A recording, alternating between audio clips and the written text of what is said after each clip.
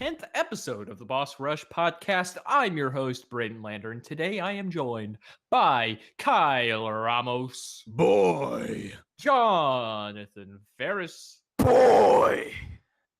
and Malik Fleming. Sup? There you go. Good job, Malik. Thank you.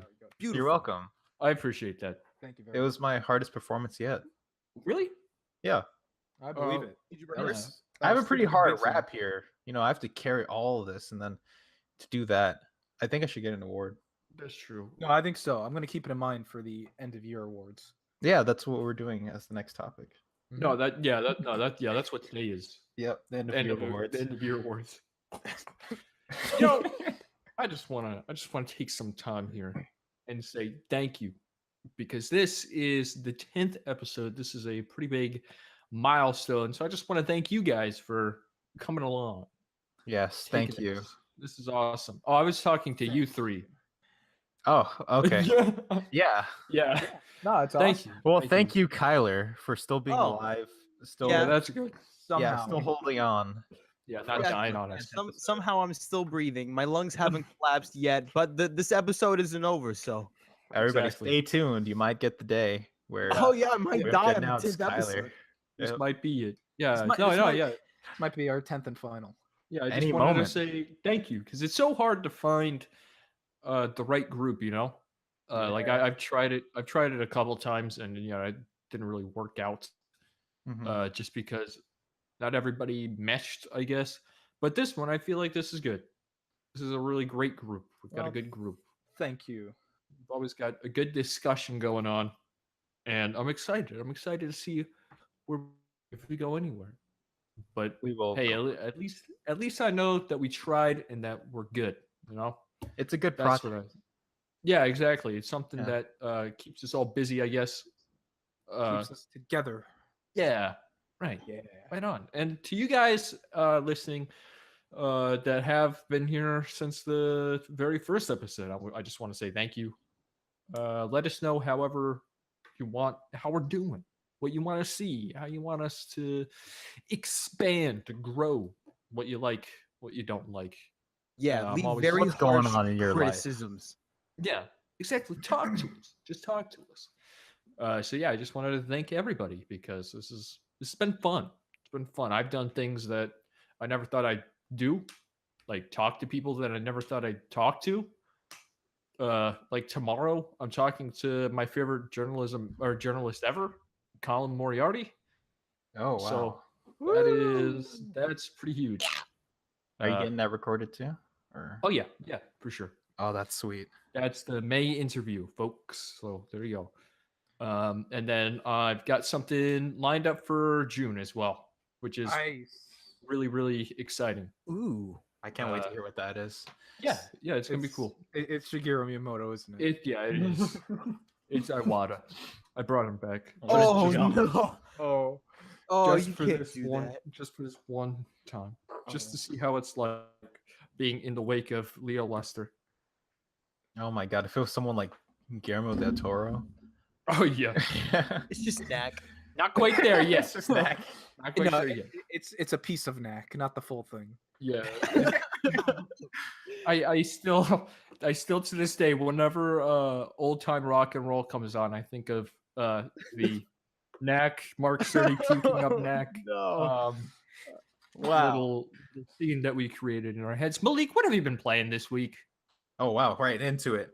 I'm still addicted to Ghost Recon, Okay.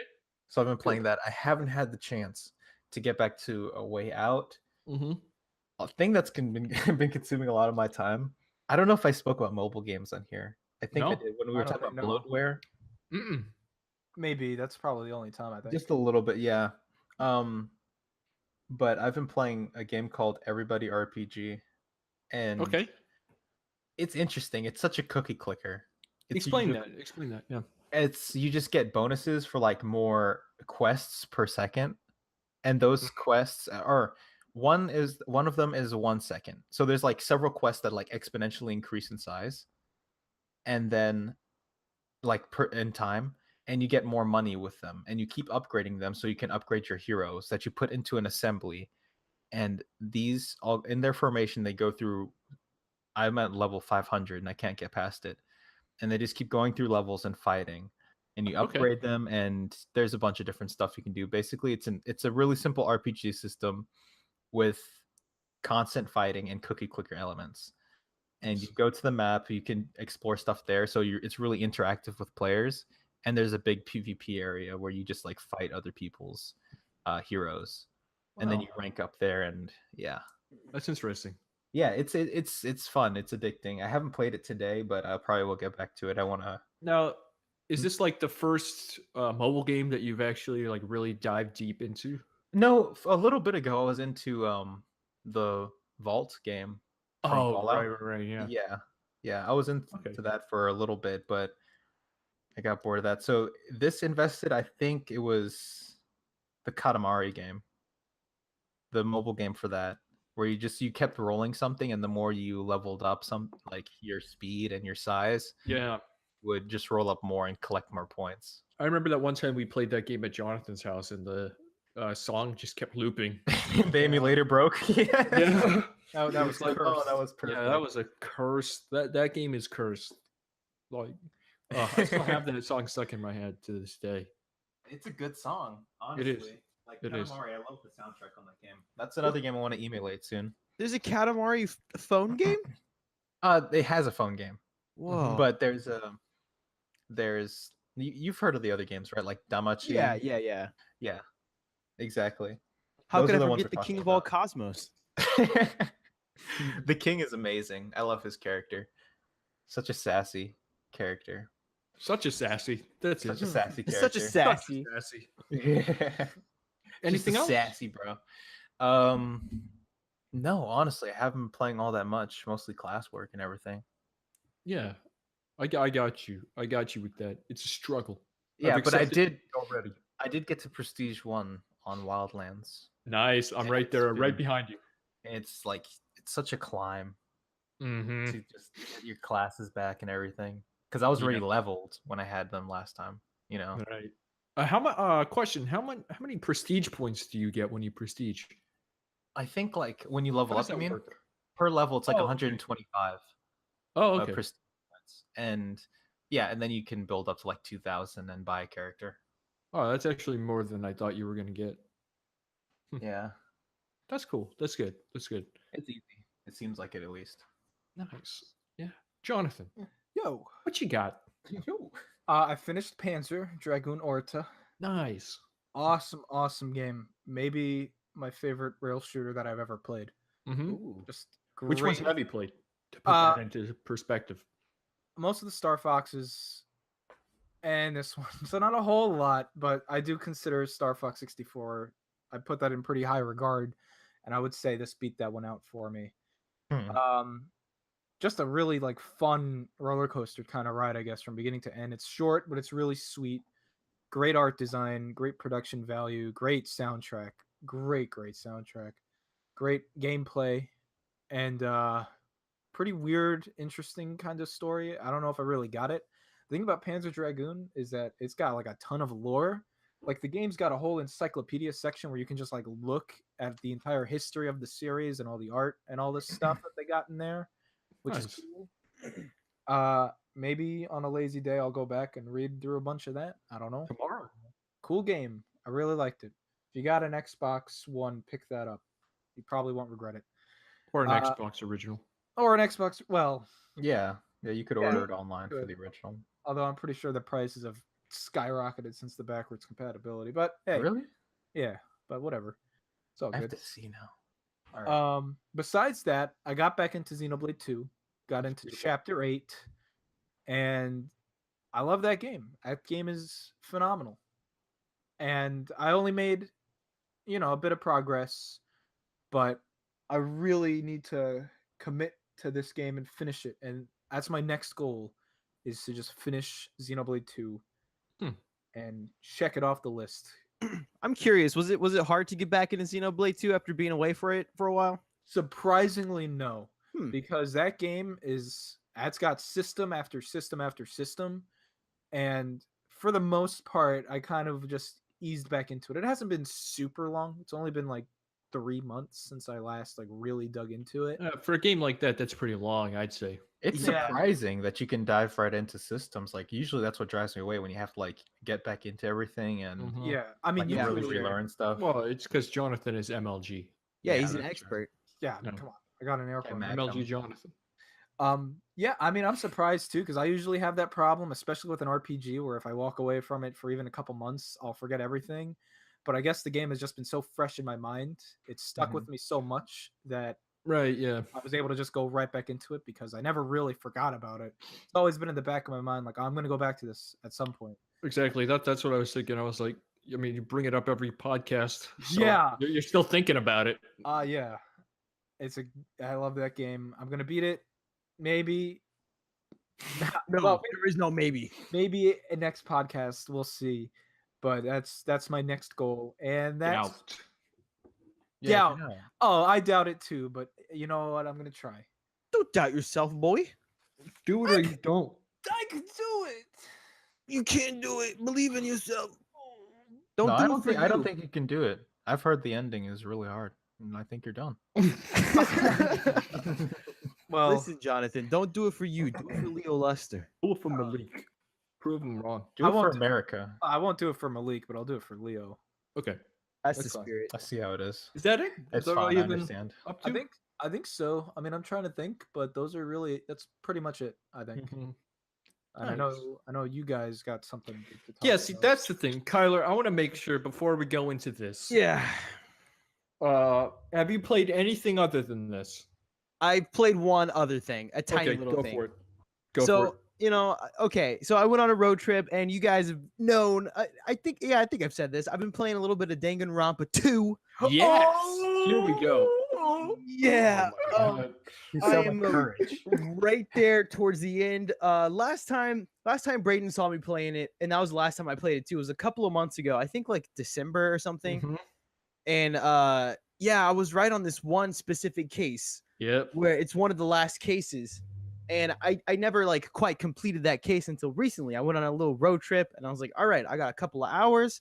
Here we go. Gonna play some Danganronpa. Completed that. And I was like, okay. But then right after that happens, Yes, sir. some weird stuff just starts coming. Like it Yes, comes out sir. of nowhere. It just starts hitting you. And I'm like, what is because like at first I was like, okay, yeah, I get it. Okay, you know, despair, hope, whatever. I got you. I played Danganronpa 1. I know how it is. No spoilers, okay? No Yeah, spoilers. yeah, no spoilers, no spoilers. But then I start seeing things that I'm like, Mhm. am I getting Metal Gear Solid 2 right now? Right. And yeah, that's all I'll say about that. Is I'm towards the end. I'm definitely gonna beat that game. I cannot wait for this week to be over. After this week Yeah. is over, oh my god. Yeah, I know. Yes, I've been playing that, and then me and you have been Wait, playing. wait. I want to talk about Okay, okay, Danganronpa okay. a little bit. Yeah, talk before, about because we are about to get balls deep into the next game. Yes. Malik, What's up? you have to play these games. Yeah, I don't know if they're my cup of tea. You guys been talking about it, making a big deal out of it, but They're on sale right now on How much? PlayStation. The first two are on sale for $20 right now. oof. Each, or no, not each. Both, No, both yeah, combined. both of Both them. combined. oh, Oh, okay, good. yes. Oof. Oh, Really? man. Maybe. you say this isn't your type of game. Let me ask you one question. Do you like do you like anime ladies? Oh yeah, no, 2D over 3D every day. Well, there you go. That's all you need to know. That's it. You're in. Here's the thing. Like, Okay. I went into this. It was like, what the hell is this? What is this? Kind anime of jab stuff is this? bullshit? What is Jonathan trying to make? it like? Kind of is common this? stuff is this? What does he do with himself at night? You know, that kind of thing. I think Dude. about Mario Galaxy in the corner. That's true. And listening to Donkey Kong music. But Malik, these games, like, they are enthralling. Really? Okay. Yes, you have to play these games. Would Yeah. you say it's about as enthralling as Persona, where it could pull you in like that? Oh yes, okay. I can't say that, Kyler. Yeah, Kyler, exactly. It's a very different type of game, I would say. Like this one drags Absolutely. you in for like it's more of a visual novel. So like in Mhm. Persona, like if you're not liking the friend stuff, at least you have the JRPG stuff. to Okay. fall back on, you know. So this one, like, if you're not into the story within like the first couple of hours, then you're just not gonna feel it. Which you will be. I Is- guarantee Yeah, you will be. yeah. How many paths are there? Like It's a There- straight yeah. path. Straight Oh, path. what? It's linear, yeah. That's a big No, flaw no, for me. It shouldn't be. It shouldn't be For because visual novel? yeah, it's like reading a book, right? Yeah, but I don't know. I guess I've seen other ones. It's just this is good. Mhm. Like the story it tells you, you have just enough agency in it to make it feel like you had some sort of like you had some sort of touch on the Yeah. story, right? Especially during the class trials. Yes. That's all on you. You got to figure this stuff out. Yeah, exactly. This series is so good. It's so good because the story just every time continues to up itself Yeah. and go to places that you would not Oh, yeah. expect at all. Yeah. Like honestly, I loved the first game when it came out, but after playing 2 and V3, the first game feels like child's play at this point. Absolutely. Where I'm at right now, I kind of agree. I was not expecting Look. to feel that way. You Well, have to play wow. the first though. I mean, Yeah. okay. Yeah, I think yeah. I could give it a shot. What It's on Yes. the PS4? Yeah. Yeah, Okay. and PC too. And PC. Oh, it might be cheaper on there then. What a I day! don't think it is. What a day it'll be if I see Malik playing Danganronpa. This is 4 Yes. years in the making. If you Like- like, it's got a good mystery to it too, to like pull you through the whole game. Absolutely. yeah. The Who atmosphere of it pulls you in. Oh, Like- and here's a pro tip: don't ever Google Danganronpa because it is so easy to get spoiled. Oh my god, yeah, don't do that. Trust me, that's not on my agenda. Yeah, see, I don't know about that because I look up Danganronpa all the time and I don't get spoiled at all. Mm. Yeah, it's weird. I could type it like Danganronpa right now or whenever, and I don't get spoiled. Braden's looking up Danganronpa on his incognito window.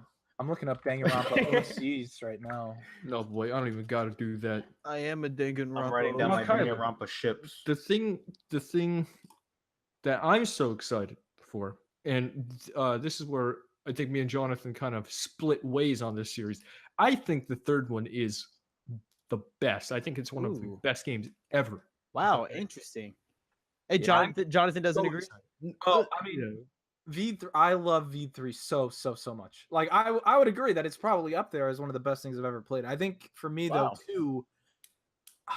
There's something about 2. It's just struck like this perfect chord. I don't know if it's the setting. I don't know if it was just the story or the character.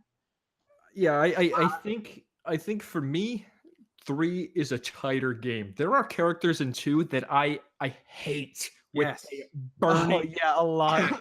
and not because they're like villainous or anything, just because they are awful, Yeah, they're awful characters. Yeah, they They're fall into terrible like a characters. lot of anime tropes. Whereas Sorry.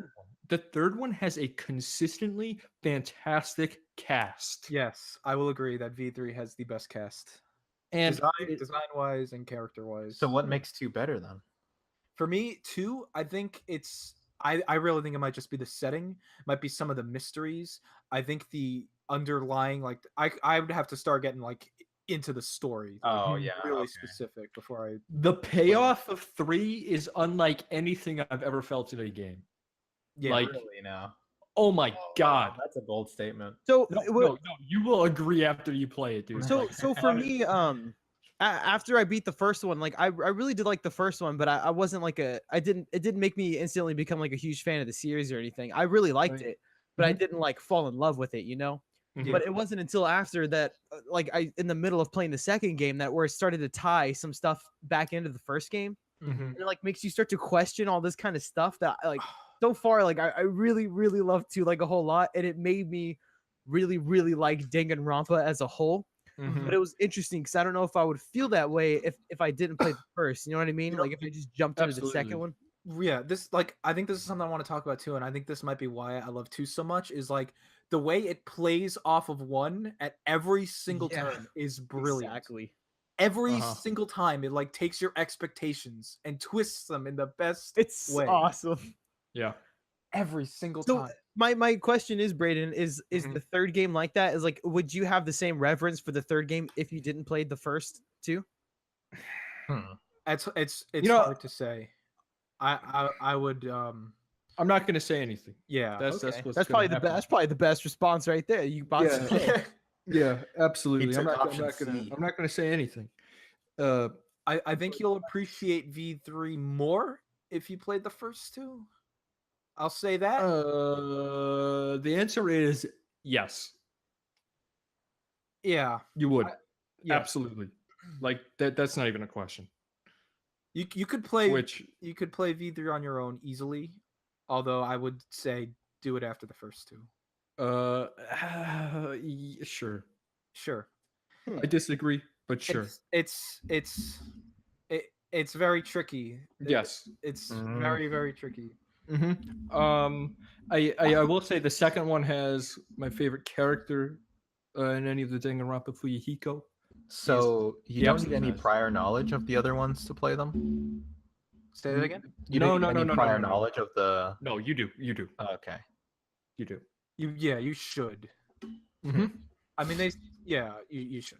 Which it's not a spoiler that's not a spoiler. At least Is it a for me, it spoiler? wasn't. It's I don't think it is at all. No, it's not a spoiler at all. It might be the difference of like no, pre-release it- versus post-release. It actually added more mystery in the third one, Mm-hmm. for me at least, Mm-hmm. because I was always thinking, if this was tied into the first and second, how are they going to do it? Yeah. So I had that in the back of my head the entire time while playing it, and like I said, it's one of the best payoffs. Oh, Yes. so great! It's so great. Oh my god. I'm so excited to beat the second game because I went from like having similar feelings about it to the first one, like, oh, okay, Danganronpa, like it's fine, but I don't like love it. To like now I'm borderline like really loving this game, Yes.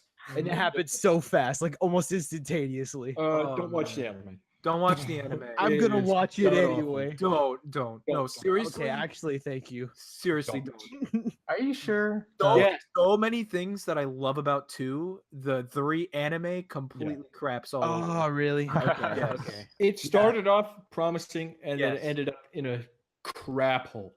Yeah. Like, awful, Don't watch it. awful. Yeah, Don't watch it. exactly. So Danganronpa, it's a good game. Great game. Play them. Go buy it right now. You know what else is a good Play it game, right now. Kyler?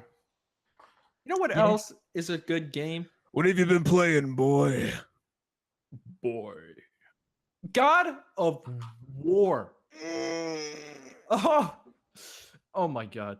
So, I want to know, how far? Oh no, wait, you told me where you are. Okay, yeah. So That's good. That's good. Yeah, No, without nothing- spoiling anything, yeah, I'm without curious. anything. Yeah, I'm Go for it. curious. How far am I? Am I a decent way through, or am I Kyler. still at the very beginning? You are at the very beginning. Oh my god! Because I This think I game put, is huge. that's what I've heard. Because at this point, game is huge. I feel like I've put in at least 10 hours. I think.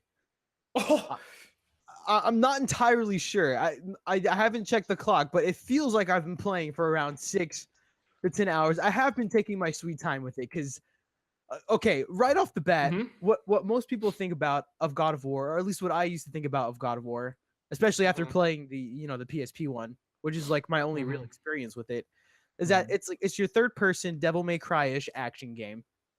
Yep. You're playing as Kratos. He's an angry, grumpy man. He goes around, he kills a bunch of guys brutally with his fists, ripping off their heads, ripping their teeth out, screaming down their throat. Kraturn does what Kraturn does. yeah. You're going through some levels, opening up some chests. That's basically the game, right? Uh-huh. So I knew this game was going to be different. I didn't realize how different this game was going to be on like almost every single fundamental See, level. That's the thing, though. Like, to me, I was like, I had the mentality going in that this was going to be completely different, but Huh. I still feel like it retains exactly what God of War is, Mhm. which I just absolutely stunned me. It Yeah, it's- absolutely, like, it stopped me in my track, and I was like, This is God of War. This is how God of War should have been. It's weird because it's different, but at the same time it's the same because like you're still opening those chests, you're still exploring. The combat also surprisingly is still pretty open. Although I'm Yes. not sure how I'm feeling about it. Too sure. Yeah, at the very beginning in the opening combat? of the game. Yeah, the combat. Just wait. It's a part of That's all I me. gotta Yeah, say. yeah. That's exactly what I'm thinking. But I can't help but shake the feeling that a part of me feels like I am playing this game wrong. If that makes any sense, at least the combat part, Okay, that's interesting. Why do you say that? because What do you think you're doing wrong? well, first of all, I'm still having a blast. Like the main weapon in this game for Kratos is he's got his axe. Yes, Right? it's so satisfying. It inflicts frost damage. Oh, also another point. I love this how customizable you can do your HUD. And Yes, I don't know if this was a mistake or not, but for me, like instantaneously before starting the game, I went to the options and turned all of the HUD elements off. I did too. Don't worry. Okay, cool. Oh, 'Cause, Isn't it that like the immersive mode that's in that game? yes. yeah, except I did custom and I put it to where I put a couple of things on. I left the compass on the top on, Yep, I did too. and then I turned basically almost everything off, except Okay. like if I were to hit the touchpad, I would be able to see like my cooldowns, but that was about it. Okay, I will say this. One thing I would recommend is putting what the is Putting. putting. It's Pudding. putting the little enemy tracker on the bottom below you on. Okay, I have that. Okay, Like the good. little red indicator that Yes, he's about to that's something- attack. Okay, Exactly. that is so exactly. helpful. Yes, I Absolutely. left that on. I was gonna say, if you don't have that, you might be struggling. Yeah, but That's yeah, so- immersive. yeah, super immersive. But yeah, I really love it. It's like, so from what I understand from the combat so far, Mm-hmm. again so far because I'm fairly early on. Yeah, you're about. I don't want to say you're very early. I'd say you're about 30%. okay. wow. Yeah, that's 10 decent. hours. Yeah. Yeah, I This heard game the is long. campaign. Yeah, it's around 30 to 40 hours depending on how much you explore and do side quests. Side Yes. quests. Oh, that I'll sounds get to that. interesting. I'll get to that. Okay, but yeah, when it first told me about a side quest, I was like, "Are you kidding me right now? Side quests?" But Mhm. anyway, in a good way. I meant that in a good way. Oh yeah. But yeah. Okay, so basically, what the combat is, Kraturn has this axe that he can. There's like a light attack and a heavy attack, both to the triggers. Mhm, And the coolest thing about this axe is that you can throw it. And mhm. I didn't know there was a differential at first between a light throw and a heavy throw, because there is, at least Mhm. from what I see. Mhm. So if you heavy throw and you land a headshot on a dude, you're gonna freeze him. Yep. Then you can run up there, pound him with your fists, and then like shatter him, which is awesome. Absolutely. But I never use the shield in this game. I just dodge roll everything. And Mhm. a part of me feels like I should be like using the shield to do parries and stuff, and I never do. That's So the thing is- that I appreciate so much about this game. Mhm. When you don't do that, don't feel bad Okay. because the way that I'll talk about the progression a little bit here because I feel like that kind of comes into play. Full disclosure, I beat the game. I've started on post content stuff, all that jazz.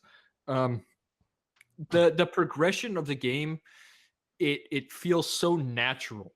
And so when you say that you don't use something, that's fine because this game essentially says play how you want.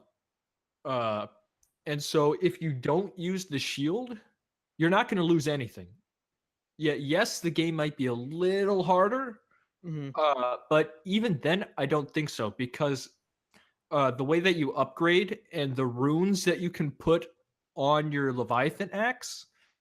Oh man, it's so hard not to say anything. Oh, yeah, Um, yeah. Okay, you get a secondary weapon, right? That you can just always change. No, it's no, it's the Leviathan axe, and your fists. But I'll explain. I'll explain yeah. Okay. a little more. Okay. Okay. Just some skepticism. So, yeah, those skepticisms they should be qualmed because there's nothing to worry about there. Okay. I was a little worried about that too, but the game just completely put that to rest. So the way that you use the runes, and you get a bunch of these too, it really allows you to be creative, and it allows you to use this weapon if you get some certain runes to kind of nullify something else that you're not using. So with you, Kyler, you're not using the shield as much or at all. I Yeah. don't know. The thing with that is that you can get runes that will allow that to be easier to not use the shield, and making that easier, if that makes Okay. any sense. Yeah, for sure. It's all about the combination of runes that you have. Like I had one where these aren't this isn't a spoiler or anything. It's actually one of the earlier ones that you get. You like jump up in the air, slam the axe down, and then Oh yeah. they kind of get frozen, you know. Yeah. And then I have another one too, which is mapped to L2 and square, so it's like the light rune attack. And get this one's titled Nord's Tempest. Okay. Yes, dude. As soon as I Yes. saw that, I was like, yes, I'm Yes. equipping this. Exactly. I was like, oh my god, D&D. I love everything. This game, I love it, Niflheim. dude. Yes, there's so much. There's so much here. Come on. It's You all guys are here. spoiling me right now. All Dude. right. Good. Malik, if you played this game, you'd be laughing the entire time in excitement because you'd be like, "Oh, I know this, I know that." Oh, it's so The boy is Nutter Greenbottle. yeah, pretty much. Yeah, down to being knowledgeable about like all the stuff. It's good. And where was I? Sorry. Oh my god. Oh yeah. rune- So I have this rune called Njord's Tempest, right? So I freeze the guy, and then I click L2 and square, and I do this crazy spin move that does a bunch of damage, right? So that's kind of my combo. That's kind of how I run with it. But the way that you progress, the progression that you make through these attacks and everything, it feels so natural, because as you get stronger, Atreus gets stronger. Also, if you're not using Atreus, Yeah. use him, because That's boy, another thing. Yeah. that boy will save you. That boy, he is. And at first, I will admit, I didn't upgrade him at all, and I was like, this is interesting. You know, I don't know how I'm feeling about this, but I started to upgrade him at the same like around the same times that I would upgrade Kratos, Yeah. and I was like, oh my god, this kid's so helpful. That's interesting to This- hear because I thought he was going to be a burden. Braden. No, dude, Atreus is okay. Every side character in this game is flawless. Really? Okay. Yes. Oh, crazy. okay. It's not a spoiler, but the dude who upgrades your weapons, or the dudes who upgrade your weapons. Brock and Sindri, yes, they're amazing. Yeah. Dude, I love those guys. They are I fantastic. love that band, especially Yes. Brock. Yes, I know. And Sindri, he's like such a germaphobe. So whenever you like Yeah. give him something and he sees blood, he starts like gagging. It's hilarious. Yeah, It's so funny. It was a genius move to make them brothers too, because they're Mhm. competitive. So they each wanted to like do better with your axe. You know, I love that. Their arc is fantastic. Ooh. That's the thing. Everybody, Okay. nobody in this game is an ancillary character. Mhm. Everybody is there for a reason. Everybody is put in this game for a reason. And you don't get that. You don't get that anymore. You get these stupid characters like you just go up to them. Oh yeah, boy, go kill me some cows and bring back the hide, and I'll give you some money. No, no, you don't get that. Oh, also, my son is passed away. That's it. No. My son died. My son died, so I can't do everything on this farm by myself. Go get my cowhide. My cow.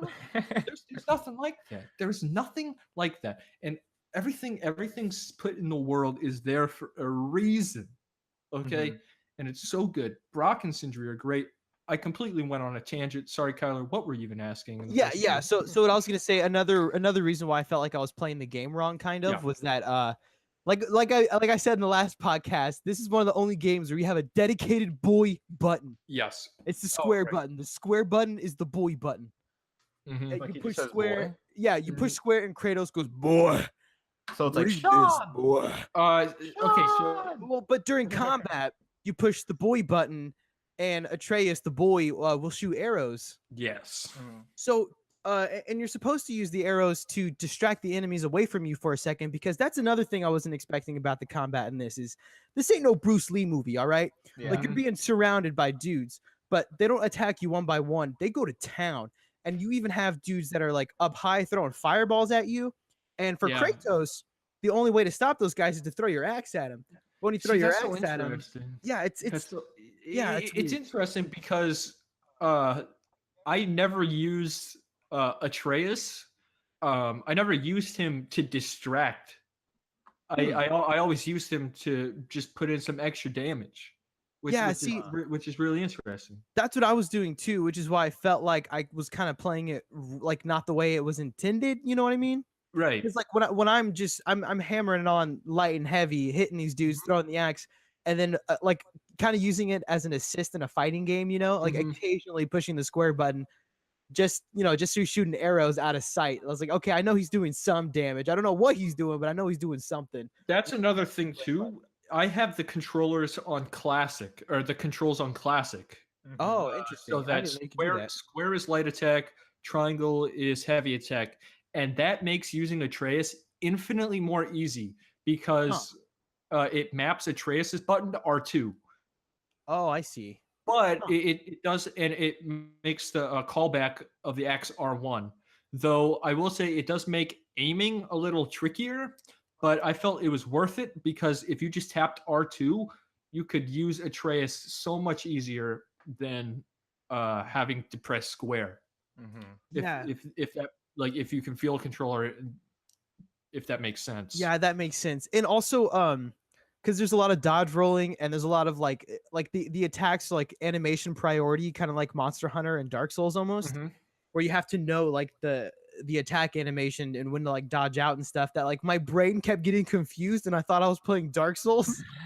So like every once in a while I would be pushing the wrong buttons. I would push the square button to like drink an Estus flask and be like, no, this isn't Right. Dark I Souls. hate Like, when that I happens. hit the Happens to boy me button. during Witcher sometimes.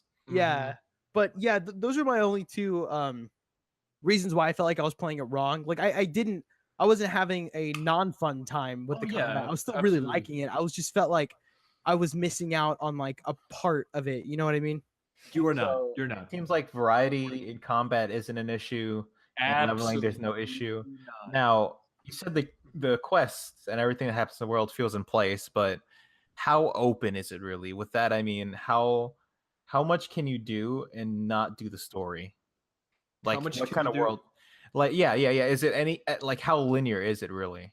It's still very linear. It's open in a sense that like there's a as far as I know, there's a through line with the story. Like you have one main objective to get you at the very beginning, and that's your story.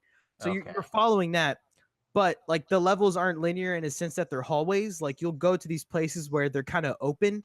Mhm. And one area later on where you'll be in a boat and you're in the boat and you can just go around and like explore. Like there's so many different winding paths and there's these little puzzles and there's Okay. these like little secret dungeon areas that are optional that you can do. I still haven't figured out a way to get into any of them. I don't know if that's something that happens later on.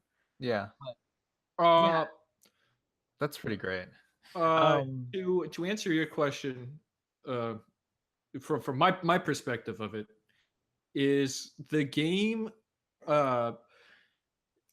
has, and there's I really have not played a game. Oh, you sound in love with this thing. It's a pretty damn great video game. I'm sure it is. Honestly, I'm feeling pretty sold right now with how There- happy you guys are with it. Very solid. There is man, it's just so hard. There is a clear path, right? And this isn't a spoiler. This is what the goal is. It's to take your wife Atreus's mother's ashes to the highest peak Yeah. in Midgard. Okay. So that's it. That is literally it. Okay, I love that. Oh my god. but there is so much in the world. There is so much that you just see and find that adds to the world. Hot dog.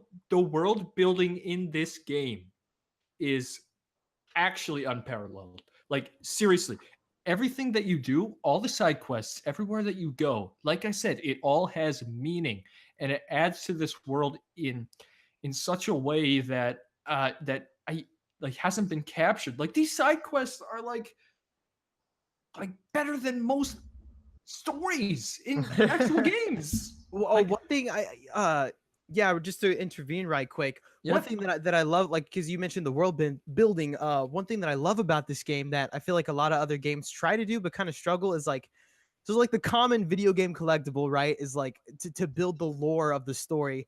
And you'll pick up this like document, and then it'll be like 4 pages long, and you're like, I don't You want to never read read this. it. Yeah, Yeah, exactly. you'll read like 2 sentences and go away. In this game, like every time like new lore is unlocked, like they do this great thing where it's really smart too, where the like the lore that you pick up is in like really short bursts, like mhm, and some of it even builds on over time. So you don't, so absolutely. you're not smacked with like this 3-page long document. You're smacked with like maybe a couple of sentences, a paragraph at most, and Yeah. it's so fast and easy to read, and it helps build this world and this story.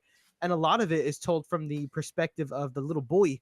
Yes, that's another thing. Is this journal that you get, and I like a journal is like the antithesis of what Kyler was just talking about. But it like inside of this journal, like he said, it's only like 3 or 4 sentences, right? But everything that's written down, like he said again, is from the perspective of Atreus. So it's not like boom, here's the lore. It's all from his perspective. So it's as if he was recalling, like say his mother telling him a story, and he as a kid wrote it down. And it's so fascinating because that's how this character would write it down, but you still get just enough to make you interested in it. Yeah. And Okay. it's something. Now one way that you really get a lot of lore as well, and I never expected this from this game, is on the boat. Now on the boat, a lot of people were complaining like, there's too much boat. There's too much boat in this game. No, to that I say, shut the fuck up, because the boat parts are some of the best parts in the game. Like actually, those a lot of the stuff that you'll hear in the boat is completely optional. Okay, and so you go from dock to dock, or dock to beach, or beach to dock, whatever. Yeah. And on your way there, they just start up a story. Okay, they start up something. They start up a conversation. That's how you get some lore. But you also get some really great character moments from Kratos and Atreus as well. There were times where I was riding in my boat, and they were still talking, and they were like just getting to the good part of the story, and I saw the dock or the beach, and I was like, no, I don't want to go there yet. I want to listen to this. I want to hear this. Like, I want to hear Yeah. this fully. Yeah. And I stopped. And I didn't press X to dock or beach yet because I wanted to hear what the story was. Yeah, that happened to me a lot too. But one thing that I really like that they do is like, I think Uncharted 4 was one of the first games to do this, where like you're driving around in your Jeep and they're all having a conversation, and as soon as you Mhm. leave out, he's like, "Oh, hold on a second, I'm gonna go check this out," and they like pause their Yes. conversation, and then when you Yes. come back, they're like, "Okay, cool, let's pick it up," and then they like naturally pick it up. They do that in this Yes. game too. Kratos is like, "We're on the beach, boys. Stop talking. We gotta Yeah. do some Kratos stuff." Right. And Atreus, it's funny too because there's character progression in that as well. Yeah, Because exactly. Atreus is like, oh, I guess we're on the beach now. So long for that story. So well for that story. Yeah, exactly. There are so many. Oh my god. And then you get I back just, in the boat. He's like, "Can I finish the story now?" and you're like, please, "Go long, boy." please do. I love Please that. I finish love that. this. Oh, the themes of this game. Oh my god. It is Oh. wow. It is, it's crazy. It is crazy. Like, man, Okay. it's I special. might get it after finals. It's special. Like, it is actually very special. Yeah, and like, but okay, so immediately this game is like I had this ginormous grin on my face every single time I booted up and play it, and Mhm. there never feels like a good time to stop playing the game because the pacing is like lightning fast. Yeah. It's like Mhm. even though you're doing mundane things like riding in a boat, like everything is like there's like a clear endpoint, you know, there's like a clear goal, a clear thing that you're doing, and you're always like everything you do is like towards that goal. So you never feel like you're wasting your time, if that makes any sense. Yeah. And yeah. Yeah. Even in post game stuff, ooh. you don't feel like you're wasting any time at all. It feels like it just feels like you're doing what you're doing. So it That's continues on after you beat it. Yeah, yeah. Oh, It- it- sweet. yeah, it's like you finish the game, you know. Interesting. And then the game ends, and then it's just like one of those things where, okay, there's still a lot more stuff to do. Oh, Yeah, cool. That's go do it. awesome. I'm Go I'm do it. glad. I'm glad. Now cuz like I really want to see the main progression, but I also want to do side quests, and I'm like I just kind of want to do these later because I just really want to see this main story play out, you know? If you So- do that, nothing will be lost. Okay, excellent. Absolutely nothing will That's be lost. perfect. I'm glad they did that. But Yeah. yeah, oh, what was I gonna say? Oh yeah, also I was surprised, like I knew The Last of Us was influential for like a lot of games that are still in development and like barely coming out. But man, if you like The Last of Us, you're gonna love this game because this game to a T takes so many influences from The Last of Us. Mhm. Like there's even like with the boy, like there's a thing in The Last of Us where like in God of War there like your conversation moment is in a boat, but in The Last of Us it was picking up ladders, you know, and boosting up Ellie to these ledges. Right. And you do that throughout the whole game. And at the end of The Last of Us, there's a moment where you tell Ellie to like go get a ladder, and she doesn't. And it's that kind of thing where like the gameplay mechanics and the story are like colliding with one another, you know? That's And, like, exactly what this entire game is. Yeah, and they do that in this game. They do that exact moment, not in a bad way. It's like it's like an homage, but that exact moment where the boy does something kind of traumatizing, and you tell him to do something, Yes. he doesn't listen. And I was like, Oh. wow, that is like straight up The Last of Us, like down to a T. Like it's crazy. This But game's better than The Last of Us. Oh, wow, that's a bold claim. That's a lot to hear from you. I dude. love The Last of Straight up. Us. Straight up. Wow. This game is better than The Wow. Last of Us. Okay. Okay. Well, game- so Yeah. far, Jesus. so far it's definitely on par. But man, those are strong words. I love The Last of Us. But also, real quick, we have Dude, you to. don't understand. I'm so I excited. know, I'm excited too, dude. Ah. This week, oh my god! Like as soon as we're finished with our project, dude, and then Friday, it's gonna feel so good to watch Avengers. We'll talk about that later. And I'm then I just- just cannot wait to go back home and beat God of War. That's the thing. Like like usually with games, I'm always like, you know what? I'm excited for you to get to the end. You know, I'm excited for you to tell me what you think of the ending. No, with this game, I'm excited to hear what you want to say about the entire thing. Like there are so many moments in this, and I was telling this to Jonathan too. I was like, the reason why I like these games, the reason why I like some of the games that I do, are because they are very, very exciting moments. Oh yeah.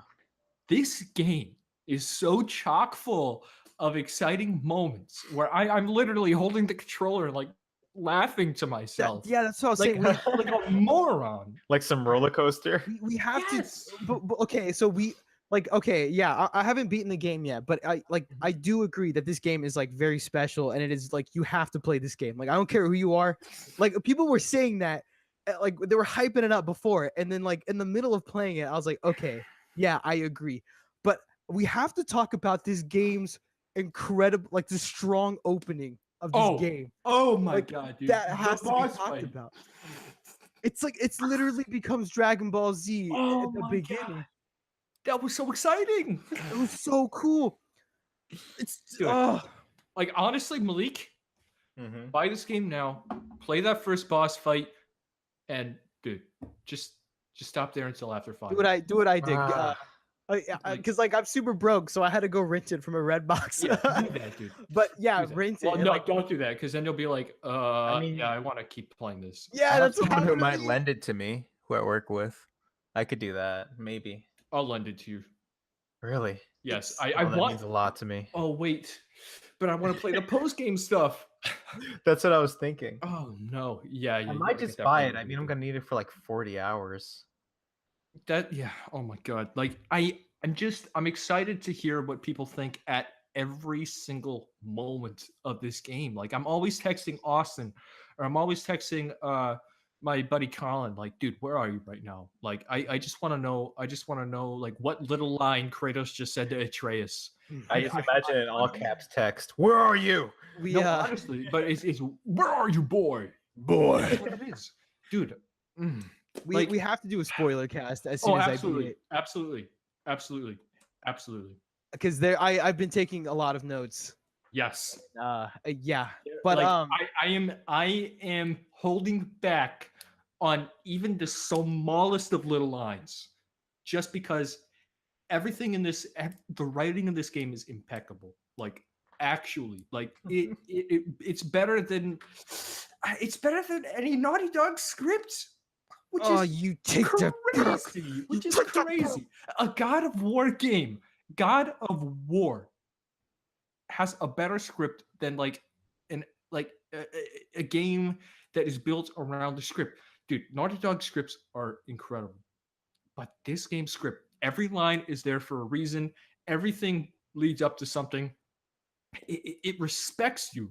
Like it really does. Do you think it'd be possible for them to pull, or for people to pull something off like this with Devil May Cry? No. You don't think so? people No, will no, be no. very, very like more upset at the change of Devil May Cry than they would be at the change of God of War. Well, the thing is though that it already changed. Like, there's nothing else you can really. For I mean, Devil it May didn't Cry, change all that crazy, but it changed enough to the point where you could Curious just that do the- that and You're nobody not would care getting- that much. You're not getting again for a very long time. Yeah. I don't Like, know. actually. I mean, they tried a big Devil May Cry reboot, and we all know how that went. I know it's Yeah. not the same. Yeah, game. exactly. That's what I was talking about. They like. but what's they already even messed worse it is that up. like the game had a similar combat style, just a different aesthetic, and it still Mhm. infuriated people. This game is like a complete, But like that's the we're all thing. sharing similar things. You know, I don't That's know. the thing. You just have to pull it off right. Mhm. Yeah, no, people will be very upset. They love their Devil May Cry. I feel like it would be a mistake to do that radical of a change to Devil May Cry, especially when it's been so long. since Yeah. that one. Yeah, but the thing is, like, And I mean, would they Devil- really remake a similar game if they do ever? what do you mean? Oh, to Devil May Cry? Yeah. I think I absolutely. think. I mean, and not only that, but I mean, how many character action games are there really out there these days besides Bayonetta? Exactly. Yeah, that's why. Sure. That's why people were sad that the God of War made such a drastic change. Is 'cause there aren't that many character action games, but I would still say this is a character action game. it's similar. It's just that it's like another biggest thing about the character action games is how like stylish and you could do all these kind of air juggling and stuff. Like that's kind of like gone from God of War. But it's just still- wait. Oh, stop! Just wait. Like, come on. Like, Oh my god. like that's You're hyping me You're, up. yeah, right now. exactly. His hype. I didn't even play the game, and that See, hype is hyping that's me up. that's the thing is the progression. Yeah, again, I'm gonna say something crazy, and I actually believe this. Like, this is the best combat system in any game ever. Okay. Wow. No, that is a bold I'm claim. not even All right. joking. Wow. Mountain Blade. Okay. Dude, no, I'm not even kidding you. Like that's what's so crazy about this is I love the God of War combat so much in the old games, and that is what this is. It is still this. It's just way more nuanced, and like there's actual thought put behind it. It's And yeah. it's crazy. There's so much depth to it. Yeah, I just remember being like at the very beginning of the game, you start it, and again, like right straight out of the title menu to the game beginning, there's like not even a cut there. Like straight out of the push pause to There to are no play, cuts in this entire zero game. cuts. It just goes straight into the game, which is incredible. However, Yeah. they don't shield nothing from you because like I push pause to start the game, and the little cutscene starts at the beginning, and I pause immediately to like go to the restroom, Yeah. and as soon as you hit pause, immediately like the full menu is there with like the skill trees and everything, and my brain exploded. Like I saw how like stuffed that menu was, and I was like, oh, this is gonna be a big game. See, that's the There's thing too, so is much. that I never felt overwhelmed. I always felt surprised Yeah, But yeah, just- same way. how much there is. Guys, like seriously. I it this is a game. Like wow. Yes.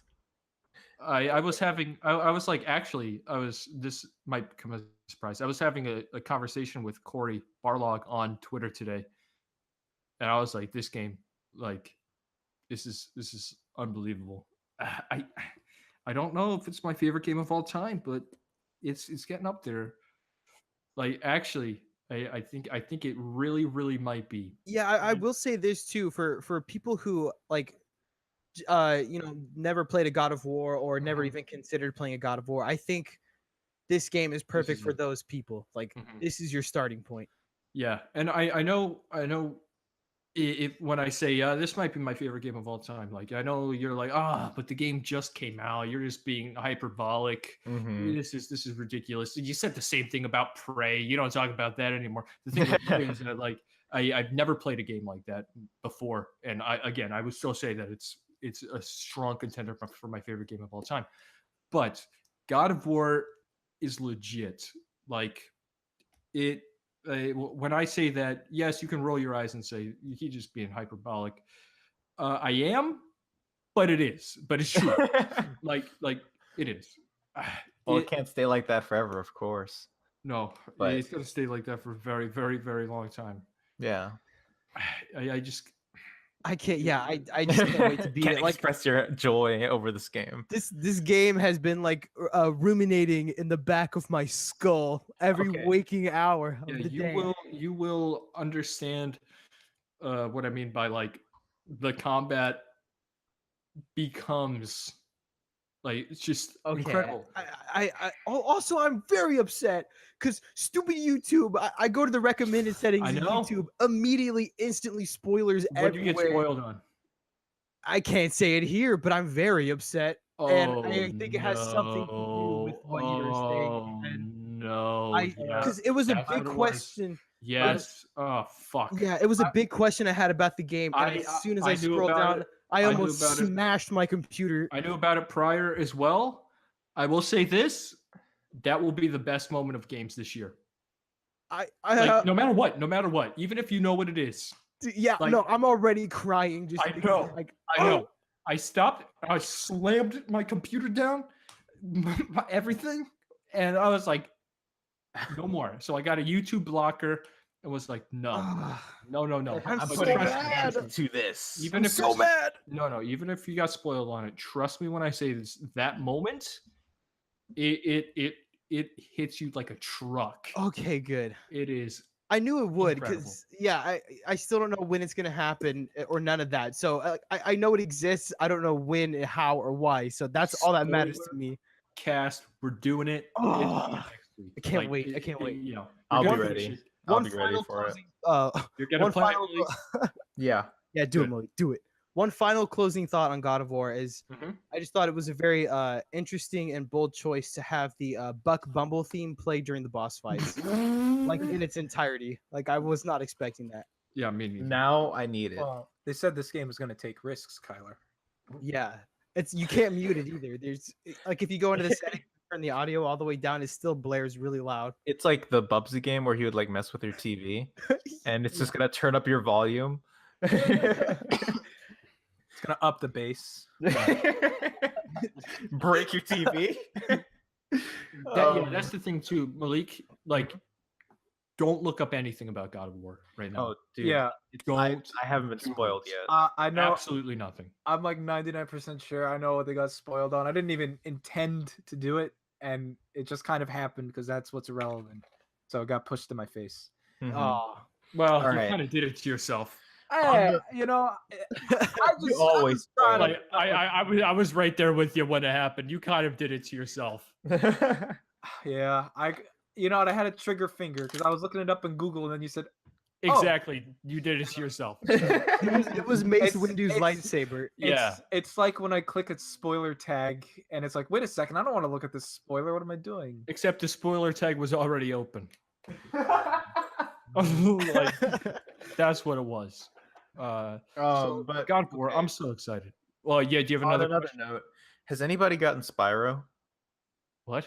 What? It's Jonathan, not, did it's you not get out yet. What? is? What? How I mean, it no. isn't? No, No. dude, not until How? Why are there so September, many bro. ads out? All right, on to the next topic. No, really. going we didn't talk delusional. about this. There's so No, much no. advertising, and it's not even out yet. It's I like- thought I was the old one. Yeah. Hills Grams. All right. Spoiler No. cast God of War. It's coming next week, ladies and gentlemen. It will be here. Also on this spoiler cast note, that's going to replace our frame by frame this week. It's going to be the Infinity War spoiler cast. After we check my out that Oh, no. small little video. God damn it! I, need to I wish see I it. was excited as you were. I Sean. know, I know. If you told How, me, Jonathan? You're gonna. if you told me a week ago I would be this excited, I would have laughed at you because I Oh was my feeling God. exactly the same way. Welcome to the club, Jonathan. Welcome. All right, we'll talk No, about this later. It's something we get hyped about a lot, but we got to bring it up. There were some Smash Brothers rumors. Oh, What Smash. happened? Ooh, nothing. If this is Got the kicked out same of the house. rumor I think you're talking about, I don't think it was anything super nutty. Is- Well, it's definitely newsworthy. yes. Definitely newsworthy. Although I don't think it had any like newcomers or anything like that. Unless this is some different rumor that I did not see. Smash Brothers E3 info Yes. was leaked, and alongside this comes from a YouTuber by the name of GU, King of Heart. Ooh, sounds like my kind of guy. Sounds like Jonathan's kind of guy. I date him. I'd date him. Ooh. And he said that he heard from a source, his uncle, Yeah. that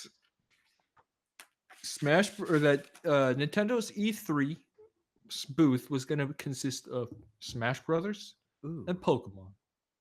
All right. This Okay. was the same guy that that said that this was, or this guy said that the same source he got this from was from the same source that said that last year's Nintendo booth would be Mario Odyssey themed, and Ah. specifically New Donk City. But that's not really too big. Anybody could have predicted that. Yeah, that's especially after 2016 when they did the whole booth Zelda themed. Yeah. Oh yeah. There's so take that as you will. I don't really see that much that as much of a confirmation. Right. What this guy said is that the Smash Brothers section was going to have the following: a golden hammer, a Captain Falcon helmet, Link's Master Sword, Marth's Falchion, Shulk's Monado, Bayonetta's handguns and boots, signaling that Bayonetta will be back, Fox's blaster, and the Inkling's splatter shot. Cool. There was also a screenshot leaked, quote unquote leaked. yeah. Of It's of nothing really. yeah, the new Disgusting. Battlefield, but it's like so zoomed in that it's like pointless. Yeah, pretty much. It's like a zoomed in Windows background. Kind of. I mean, it doesn't even show like the full platform. Honestly, I think the biggest news that came out of this is that Pokemon is going to be part of the E3 Yeah, booth. that I didn't even know about that because everyone was only focusing on Smash. Yep. Mhm. Well, Does this mean that What's Pokemon potentially releases this year? That's what that means. Potentially. I could still see it being like a part of their E3, but it still comes out in like the spring before. I don't know. I don't think so. I don't know. I would probably. Nintendo, Probably every single 2018. one of those, I really think if Pokemon is there, if this rumor is true, it's coming out this year. I think. Oh, I sure. don't know. I never want to get too confident about stuff like this. I was hoping- I like doing it. I was hoping for a Pokemon Direct or something this week. I wasn't expecting one, but there was some smoke. I didn't trust any of it, and I guess I was right too because there's been nothing.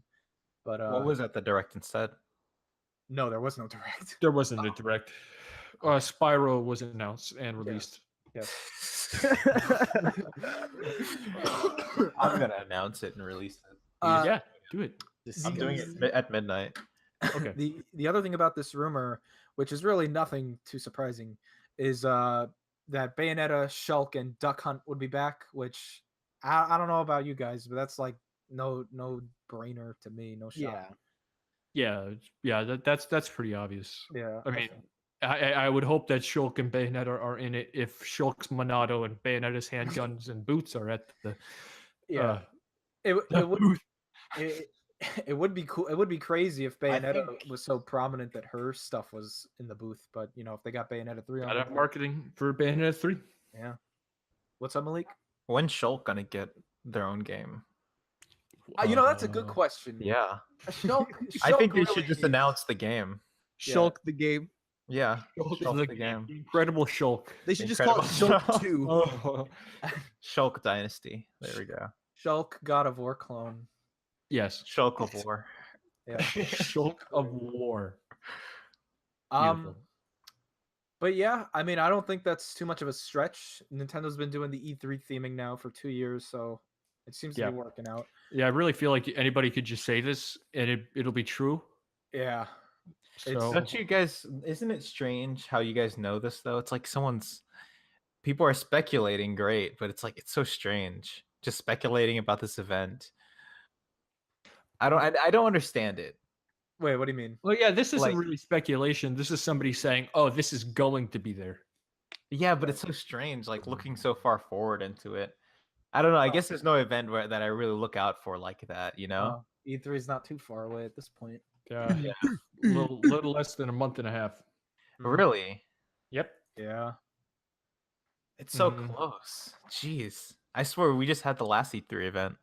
Yep. Yep. Happens every year. No, yeah, that's all I wanted to say about this. There's not too much, but if there's Smash news, we're gonna talk about it. Right. We're gonna Hopefully they don't wait until E3 to talk more about Smash, but at this point I think that's the safest bet is that they're just going to wait. Why? Which- Why? Hopefully, I think it'll be fine. I think I'd be fine with that. I mean, yeah, they'll be fine. It's Smash Brothers. They can do whatever the heck they want and it'll work out. I just like having like these longer Smash hype cycles and like the pictures of the day or the dojo or whatever, and it's like you get your daily dose of Smash Brothers hype. And now it's like they announce the game, they're gonna wait 2 or 3 months without saying anything besides announcing the tournament. Then it's like the thing about Smash is there's so much to talk about with Smash. I mean, not even just the characters, but like the stages, new items, new assist trophies, new music, new maybe like new modes, new story, who knows.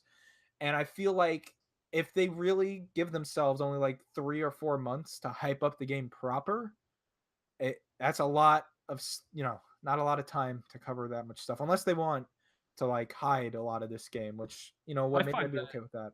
I find that better You because think so? yeah, you're gonna get more. You're gonna get more than just a little green dinosaur plush picture. There's gonna be more substance to everything. Right.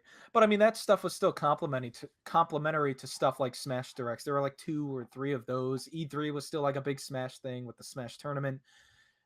Hopefully after the first giant blowout, they'll go back to that like daily thing, even if it only lasts a couple months. Yeah, That's there's what I'm a, hoping for. There's a lot more, like in my opinion, there's a lot more guaranteed hype if you do something in a shorter span, because then you're able to fit the more exciting things in there. Right. Instead of just say, I wonder what we're gonna get tomorrow. Oh, it's a sticker. That's cool. Whereas Hey, somebody be like, yeah. oh no, you know what? We might get this tomorrow, and then you do, and it's like it's something super exciting. Mm-hmm. know? I do feel like maybe I this know. I don't know. It all depends on when the game comes out. I don't know if it's going to be September or maybe October or November.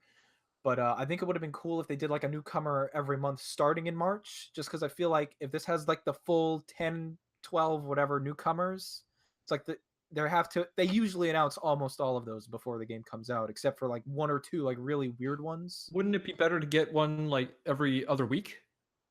Yeah, maybe. I don't know. I feel like that's too much. Yeah, I don't know. Maybe I just come from it from a different perspective because I kind of spend a lot of time in like Smash communities and stuff. So we're really feeling the dry spell right now because there's nothing. You can only speculate about everything Nintendo for like 2 months before you're like, Right. oh, we talked about this 5 times already. So Right. know, right. hopefully we get something in May. I think they're gonna wait until E3. More Smash. Would Just you way more fight Smash. someone for a Smash leak? No. No. Because chances are it'd be fake. Yeah. Honestly. What if you saw them in person and they were really sickly and you think you could take them on? No. What You if still wouldn't Reggie fight him? Fils-Aimé offered to fight you in a ring, and if you win, you get every single thing about Smash? There is no beating Reggie. You can't beat Reggie. That's impossible, Malik. Honestly, I'd probably take him up on it. What? No.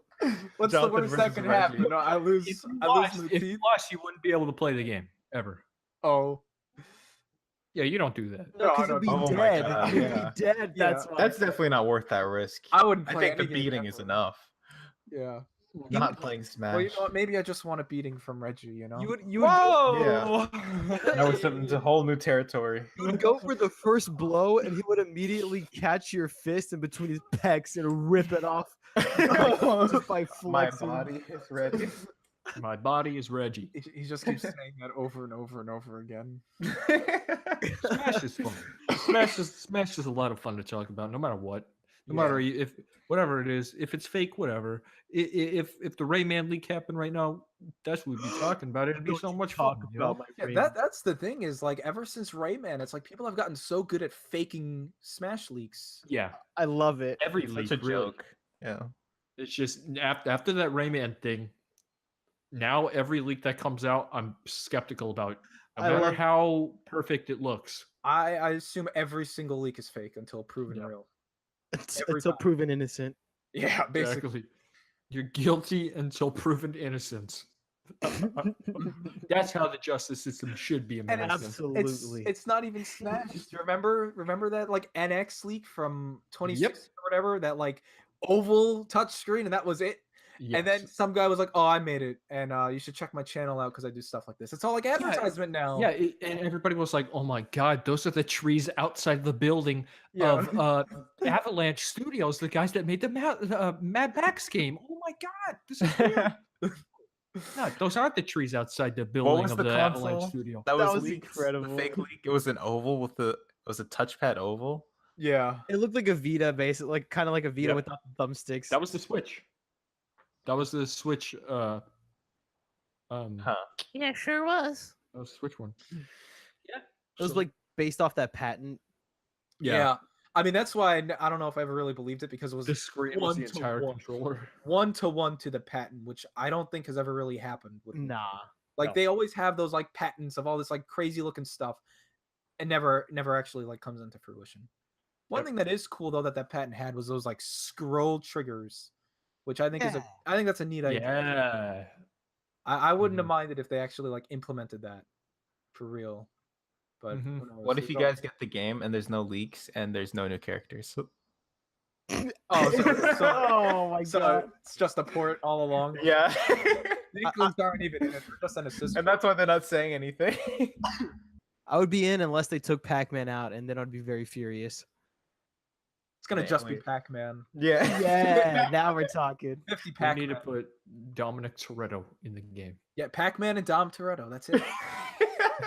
Well, That's the dream matchup right there. That is it. You'll have like this bad Pac-Man Mortal Kombat guzzling sprite. down. like Dom Vin Toretto. Diesel. Vin Diesel's final smash is Corona.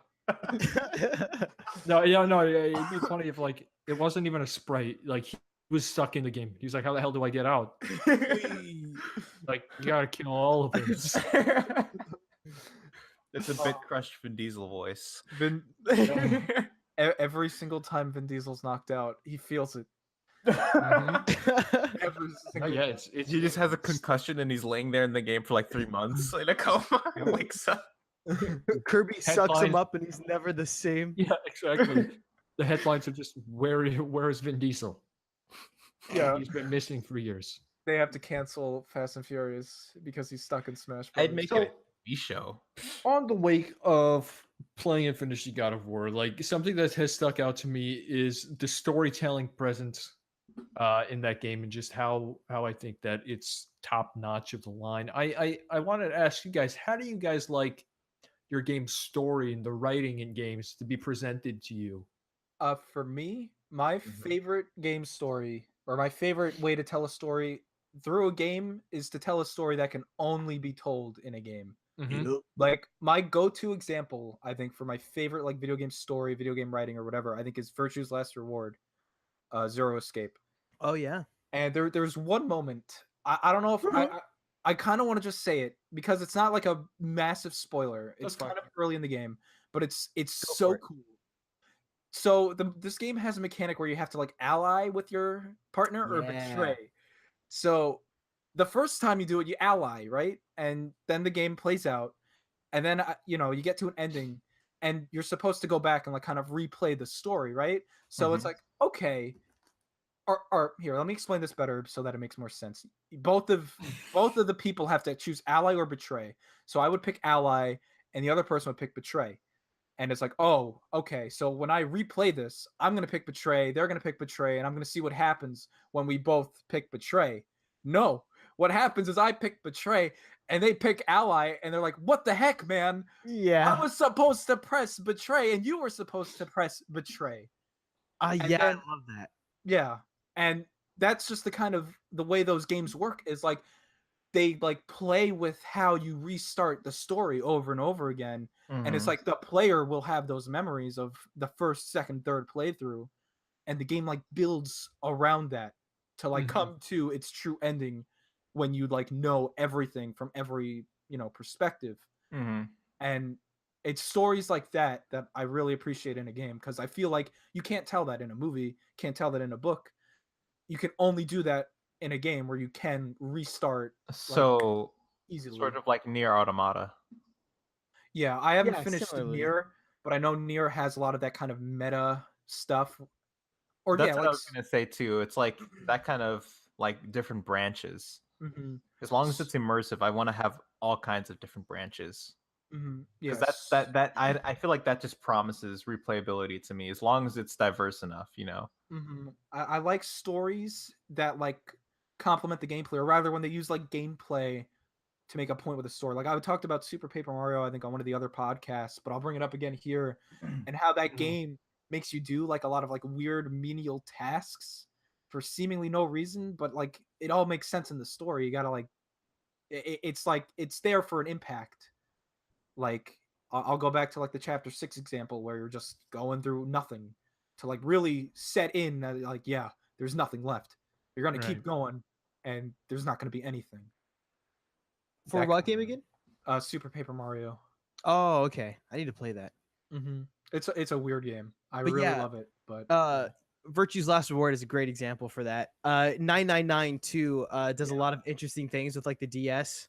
Like Oh, I think the final puzzle of the game is like this like kind of Sudoku puzzle, I think, but it Yes. plays with like the conventions of like the dual screens on the DS to like Mhm. tell the Nice. story. Yeah, it's like it's really Yeah. cool. I love it when games do that. that reminds me. There's this DS game called Trace Memory, which it's all right. I don't remember like all of it, but there was one puzzle that was so good, and you could only ever do it on a DS. You had to like reflect. You had to like kind of close the lid on your DS a little bit to reflect the top screen onto the bottom screen to make one complete picture, and Oh that was my the answer God. to the puzzle. Like, Yeah, That's ridiculous. there was yeah. a Zelda one where you had to close the DS to like imprint something on the map. It was crazy. Yeah, just stories that like use games like to enhance the story, like using Mhm. the elements that only a video game can provide. Yeah. Right. Yeah, that's my stance. Honestly, yeah. I guess it's just like for me, if I had to pick one, it's self-insert stories that are probably best. You're Mhm. the character, you're actually playing that role, you know. Persona. and- yeah, exactly, Persona. And it's so choice driven, and I like that. You know, there's choices all over the place. So why make decisions in real life? You can make them in the virtual world, right? Yeah. Nothing has Like- consequences. For me, the types of stories I prefer in video games now, or I like to see, because like in a book, the only way to tell a story is through words, so you're reading. Mhm. And in a film, in a film, like a lot of modern movies have a lot of expository dialogue, but the way you're supposed to do it is show don't tell, like show them visually through the Mhm. characters' emotions and all that stuff. And it got me thinking, like, and this is something that game developers still are like to this day are trying to struggle with, is like, how do I make a video game story like something that can work only in a video game. You know what I mean? Like Mhm. without text, without the visuals of a movie, like something that like through the gameplay mechanics, like tell the story through the gameplay mechanics. Right. But I've gone to prefer more stories that like I like all types of stories in video games, visual novels, stuff like more narrative driven like Uncharted and that stuff. But I prefer to have a game have like story structure similar to the Dark Souls series, Yeah. especially like with Okay. Bloodborne, where like you interact with the story at your own pace. You know what I mean? Mhm. Like outside of like very few cutscenes, it's up to you, the player, to interact with this world and to like discover through like little item descriptions, like not even that, but like the environmental design and the enemy designs and where the enemies are located, and all this stuff contributes to the story. And like I've gone to prefer that type of storytelling, and I want more games It to is try something similar to that. so Mhm. hard not to talk about God of War right now. Yeah, I know. Oh, I know you're thinking about it. But that, Sad. yeah, I love that because it's like Yeah. you can't, because like in a movie you're restricted to only what they show you in the frame, you know. But in a video Right. game, you're free to explore, so you can go to every nook and cranny, and you can look at like, oh, like in Bloodborne, like, oh, why is there a weird octopus goo man dead on the floor right here? I don't know, but it's cool. Like, there's no other octopus goo boys here. Something to do with the story. I don't know. Maybe I'll figure it out later. Like, I love Right. that. It's like this mystery. Yeah. Exactly. Well said. Yeah. Yeah. I think for me that's really I would say that's more along the lines of how I like my stories as well. And I appreciate uh like I look at Uncharted, right? And watch how the narrative structure of those games kind of evolve. Hmm. Because it did start to kind of turn into that where it's like, hey, if you want to know more, you can just look around the world naturally and figure out more, Yeah. you know? Um, Especially with Uncharted 4, I thought they capitalized on that and Lost Legacy as well, just so perfectly. Another thing too is um with stories, if they capture me, then I want to know more. So I want to read uh the newspapers on the ground. I want to read the logs that just got put into my inventory or something like that. You know, I I appreciate um Danganronpa so much because of the atmosphere telling a story as well. Yeah. The atmosphere in that game, it's just so it's like droning. Like Right. Yeah. it's just there's always something in the world that you look at and you're like, oh wow. And I think what's cool about Danganronpa and how it tells a story, it's like you could tell Danganronpa as like a movie, like a lot of movies, but Mhm. you could.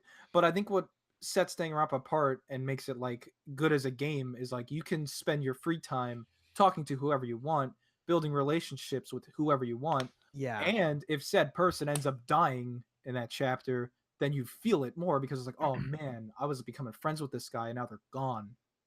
Exactly. It's all about, like, for me it's all about agency and how much control you have behind the characters and how it's presented.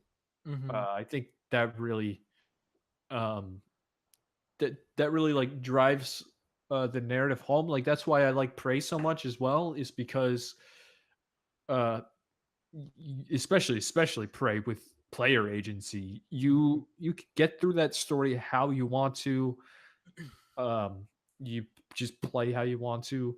I also appreciate the games where you don't have much uh character agency as well, like Yakuza 0 has incredible writing, and a lot of that game, like Metal Gear, is just cutscenes, you know. Yeah.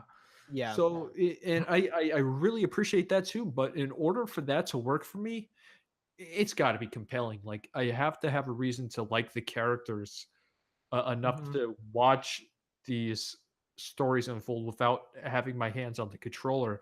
But what Yakuza did so well was just uh, it blended the side activities and the main plot of the game so perfectly that I cared about the ongoing narrative while still creating this sense of agency throughout the world by doing a bunch of like side activities that are just completely ridiculous. Mhm. Yeah, like karaoke. Like karaoke or going on a date with this girl because her dude that was supposed to go on the date bailed because he didn't want to meet her father. And then you go and meet the father, and then at the end of it, Oh the no. father is like, you know what? I'm in love with you now. It's like, wait, what? This is the greatest thing of all time. Also, I gotta Sure, play that that. happens. I gotta play that.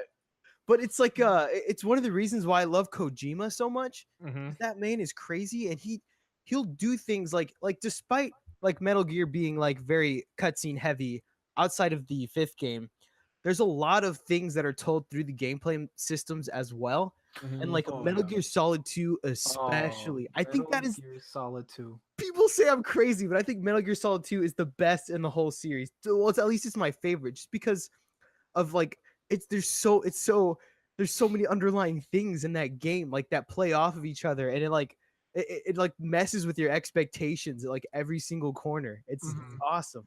I've only played Solid 1, 2, and like parts of 3, but 2 I think is easily like my number one. Like that story, especially like as it unfolds, like in Yeah, the third act, exactly. it just doesn't let up. It doesn't stop. I gotta Yeah, play those. and oh, you've never played it? No. Well, you know about the infamous Metal Gear Solid 2 switcheroonie, right?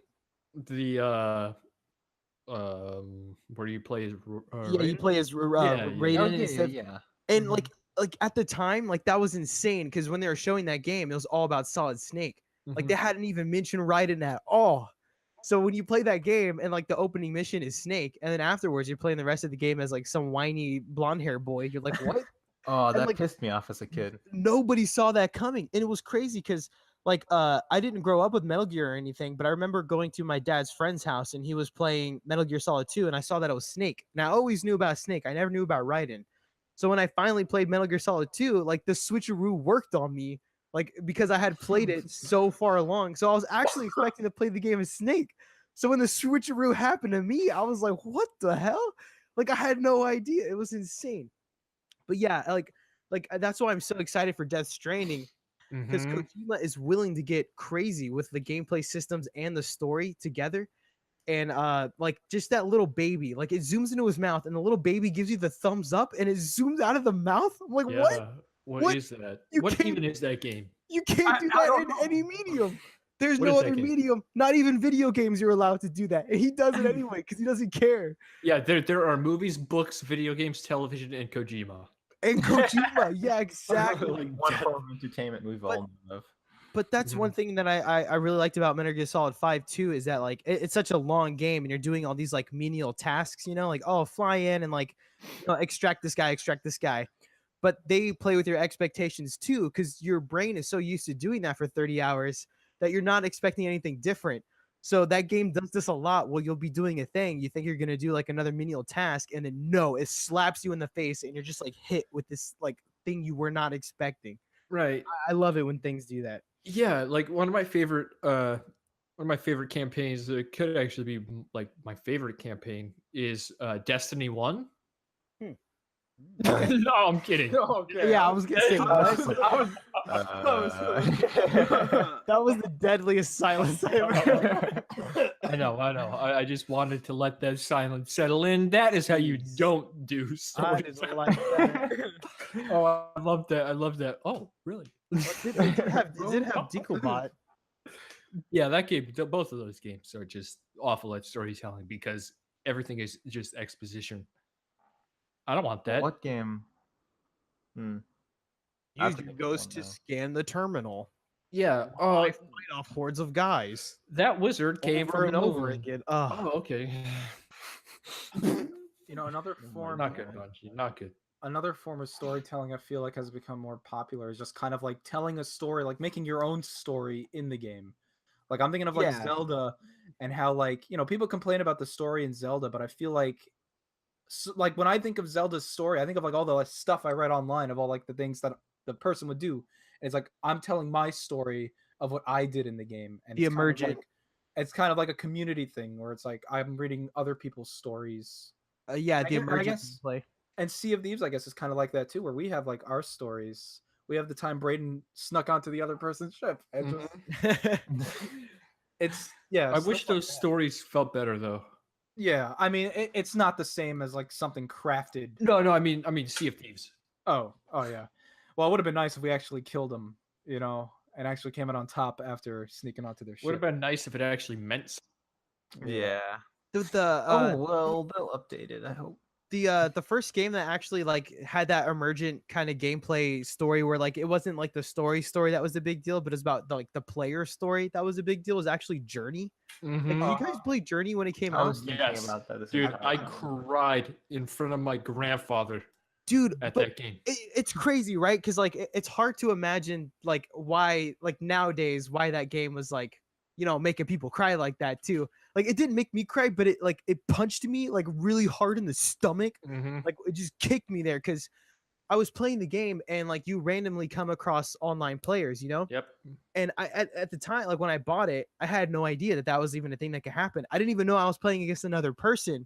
But Mhm. like it hit me later on. I was like, oh, okay, like this is way too good to be an AI. Like this is another guy. And I went Mhm. through the whole game with this person until the very end, where the wind was so strong that the person got blown off. And I was like, no. So I Yeah. started like mashing the button to ring the little song thing, like waiting for a response, and I could never hear one. So I know. jumped off the cliff too with him to see if I could find him.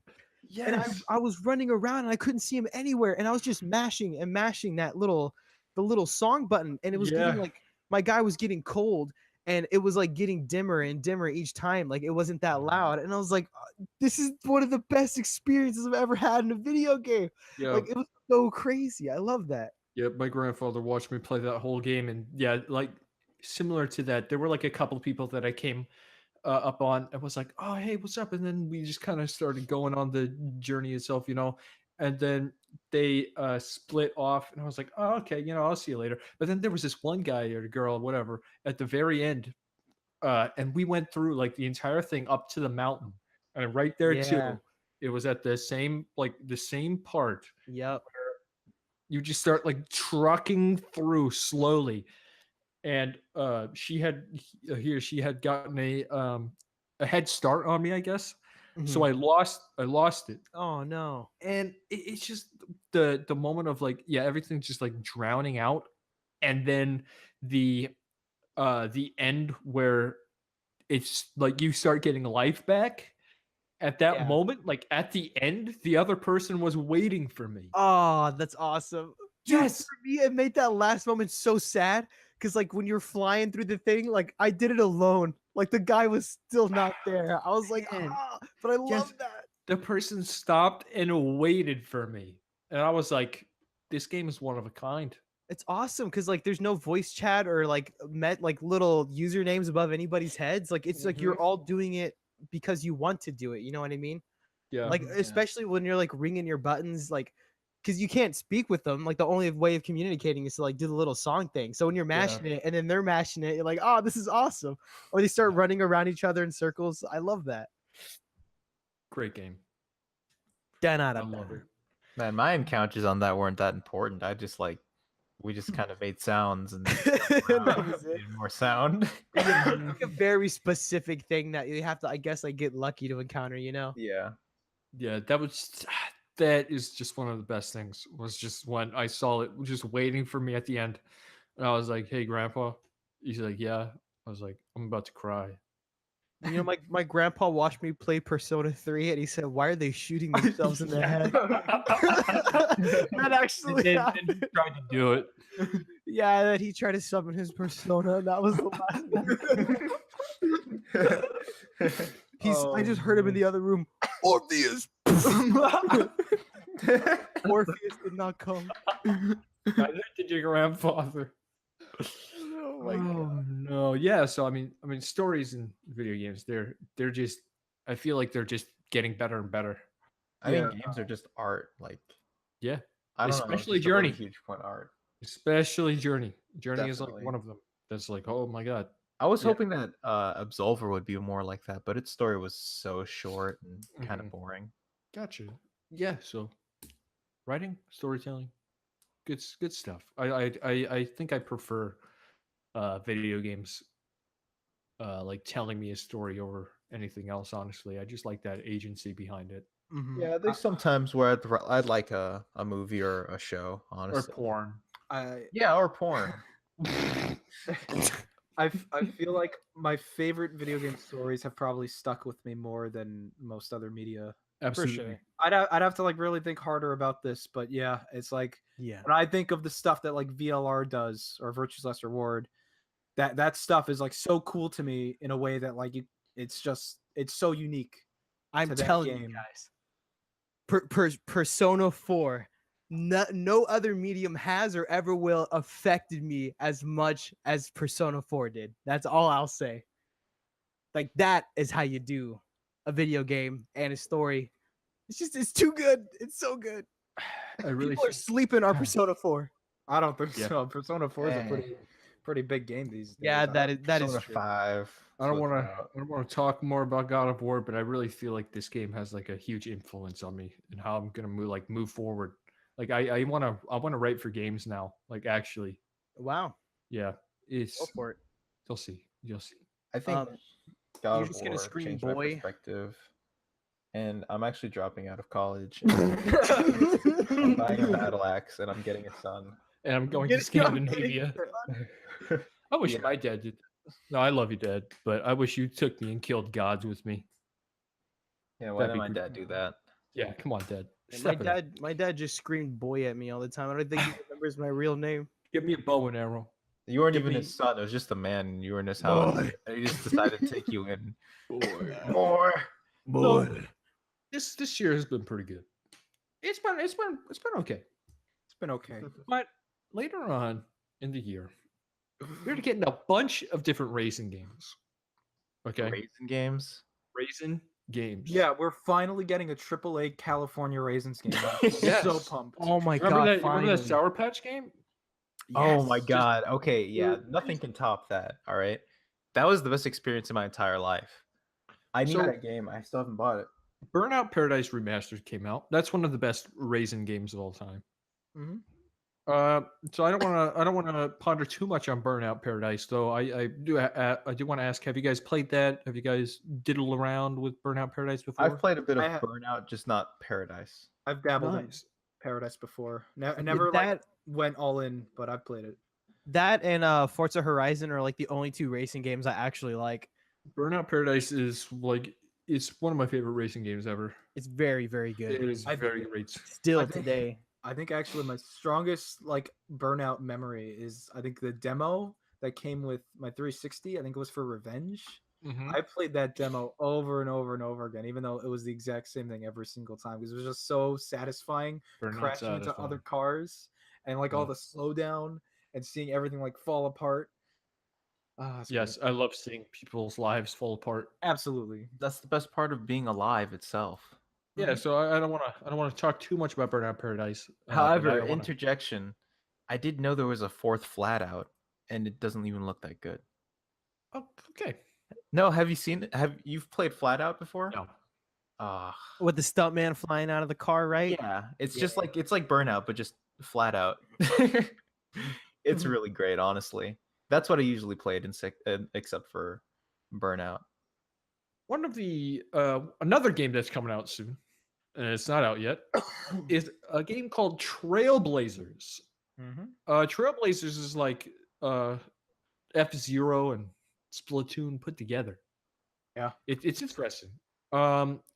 It's a game where you drive, and as you drive, you paint the stage, paint the track, and you get a speed boost if you're on your color.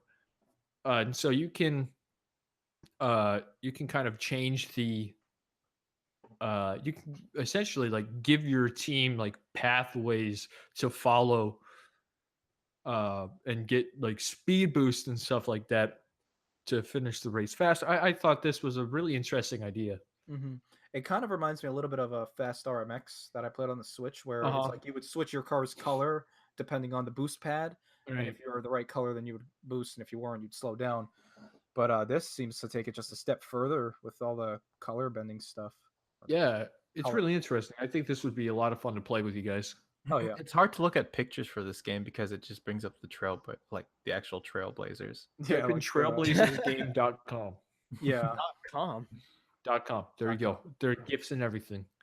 Yeah, I feel like there's been like a lack of F-Zero, and there's not as been Wipeout hasn't been as lacking because we got the collection, but I really feel it's like Mhm. indie developers have really picked up the slack when it comes to the futuristic racing game. I feel like there's like a new one every year at least. That looks Yeah. good. There was Redout, there was the Fast RMX, there's this. I want to say there was like another one. Yeah, there was another one that was like your car like flipped. It was like four wheels like a car, Mm-hmm. and and like the front of it like spun. It was weird. I don't know really how to explain it. Mm-hmm. But yeah, I like that. Like Wipeout HD collection, Wipeout in general is just phenomenal. I love those games. Very high octane. Yeah. I love that term. High octane. High octane energy and action. High octane energy in action. Did you guys look at Trailblazers at all? I got to the Yeah, I website. posted a screenshot on the website. Oh, nice. I saw. I think I saw it back when it came out, or not back when it came out, but back when it was announced. I heard about it and I saw like the F-Zero Splatoon mix, and I was like, oh, what the heck? How do you mix those together and make sense? And Yeah. what I actually thought was like it would be like Splatoon where you like dip into the ink. I don't know how that would have worked, but it would have been like that. But instead, it's boosting, which makes way more sense. No, not at all. No. But I think it's a really pretty looking game. I love this art style they've got going for it. Yeah, like the motion blur. The motion blur looks really interesting. How like while you're going past stuff, it like warps, and get Mhm. like elongates. It's Raiden, crazy. Yeah. how come when you mentioned this game, the first thing you didn't just say was frog in an astronaut helmet with Aztec gear? I wanted to leave the best for last. If you had said that, that's all I would have needed to hear. This is Wow. incredible. This game actually That's looks good. really fun. Yeah, it does. It looks like a lot of fun. Mhm. You know, Do you think When I people are going to mentioned- paint like swastikas? I don't think they'd be able to. Oh, Too fast. Surprised. Too fast. Too furious. But- Someone's going to do it. Ban Oh 'em. my god. Ban 'em, Nintendo. Ban them. Whoever. Sony, Picked. Microsoft, Nintendo. Picto chat. Ban them from Picto chat. Super Ban 'em gunk. from everything. ban it ban- from Miiverse. I don't know. I think Hashtag Picto ban chat's them about the highest Nazis. tier of ban you can go. So another game. When I say high octane, I think MotorStorm. Okay, I think MotorStorm, and Really. unfortunately, we're not getting another new MotorStorm for a little while. But the closest thing we're gonna get is a little game called Onrush. Onrush is by the developers over there at Codemasters. The guys, and if you remember, the guys at Evolution, the developers on Drive Club, the PS4 exclusive, very very underrated game. It's great. Looks great. I love that game. The developers, after Evolution was shut down, they were picked up by Codemasters, the guys that do the Dirt games, and what they are doing now is a game called Onrush, and it's actually way different than what I thought it was going to be. When we first saw the Yeah. trailer, everyone was like, "Oh my god, this is a new MotorStorm. This looks amazing." Right. And then when they started going a little deeper into it, this is clearly not MotorStorm, but I dig this. Like this is so interesting because it acts as a character. Like take Overwatch for example, right? Where you have tanks, you have support, you have all that stuff. That's what this is in racing form. And it's I don't think there's ever been anything like this before. I mean, not that I can think of. But you guys know of anything like this? Or- Crash Tag Team Racing. I What don't know. about I Planet Racing. I kind of fell out a bit after the announcement because I thought the announcement looked cool, but I didn't really look into the other trailers. I did hear that it was a lot different than I was expecting. Oh, 'cause absolutely. I was expecting like just an arcade racer, but this Mhm. seems more like an arena type game. I don't Yeah, know. for sure. I don't know if Twisted Metal is a good comparison or not. No, not at all. Not at all. Okay. Um, Yeah. How It- dare you? Yeah, it's like if you put like Burnout mixed with Overwatch. hmm It's really interesting. Like there are different classes of vehicles. Just like if you choose the motorcycle, it's easier to get destroyed, but it's way faster. So you can uh like see like the most interesting thing about this is it's not whoever's in first place wins. Um there are like objectives on the track as you move.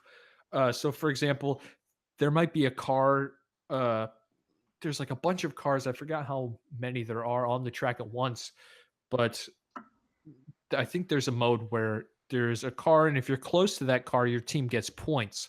But another car from another team could like start taking out the cars in there, and if that car is the objective car for the other team, then the other team is going to be up close to that car as well to get points. hmm It's really weird because it's objective play on a racetrack in racing form, and Mhm. I've never seen anything like this. It's That like that kind of reminds me of Excite Truck a bit. Like Excite really, Truck was a game where if you just went straight to the finish line and got first place and you did no tricks, if I remember right, you wouldn't win because you did no tricks. You got like no points. So the game encouraged you to not only try and get first, but do as many cool things as you could before you got there. So that's kind of what I get from your description is where it's like it's not just about winning, it's about doing cool things.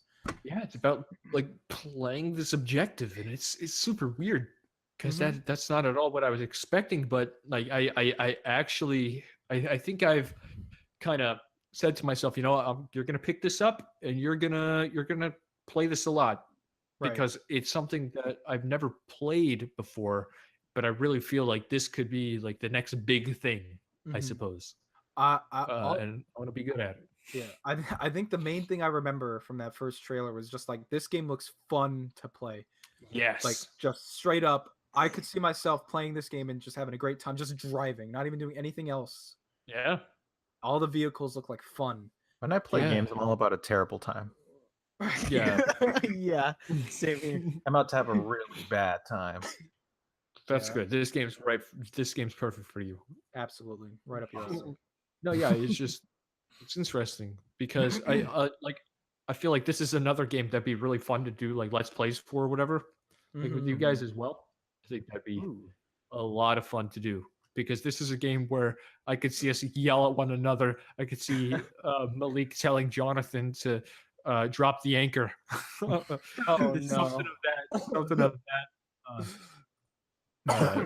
that like level of Yeah. it'd be a really cool experience dropping the anchor. Like just those moments I feel could really come out of this. And Jonathan, like you could be good at this game. Yeah, Yeah, imagine that. yeah, like That's I- impossible. yeah. I thought so too. The only games I'm good at are visual novels. Yeah. I wish there were leaderboards for those. Jonathan, you can't read. I don't know how you're getting Oh, through that's this game. true. Well, Tyler does it for him. Yeah, That's gonna okay. Fool the audience. Tyler reads to him. Tyler reads Jonathan. That's why he still lives there. Yeah. Does Tyler have a soothing voice, Jonathan? No, Oh. but he's all I got. Yeah, always every 5 seconds he asks if he's reading well enough. Yeah, I always gotta make sure. Yeah, exactly. Cares On for Rush, me. I'm looking forward to it. Like I really, really, really am, and I think it's going to be like the summer game that similar to what Overwatch did in 2016, where it's just kind of like or PUBG in 2017, where it kind of just like took over my summer. I feel like On Rush really could do that, where I could just like playing some Yakuza Kiwami 1 or something, and you're like, you know what? I've got my fair share of this. Let me throw on some On Rush. Or I got my fair share of Persona 5, which I will be playing this summer. Ooh. I'm gonna put on some On Rush. It's just like a really interesting game, and I think it'd be a lot of fun to play with you guys. Mhm. Another game that's coming out 17 days after Onrush is The Crew 2. Now, when The Crew 1 was first when it first released, I was so down on that game.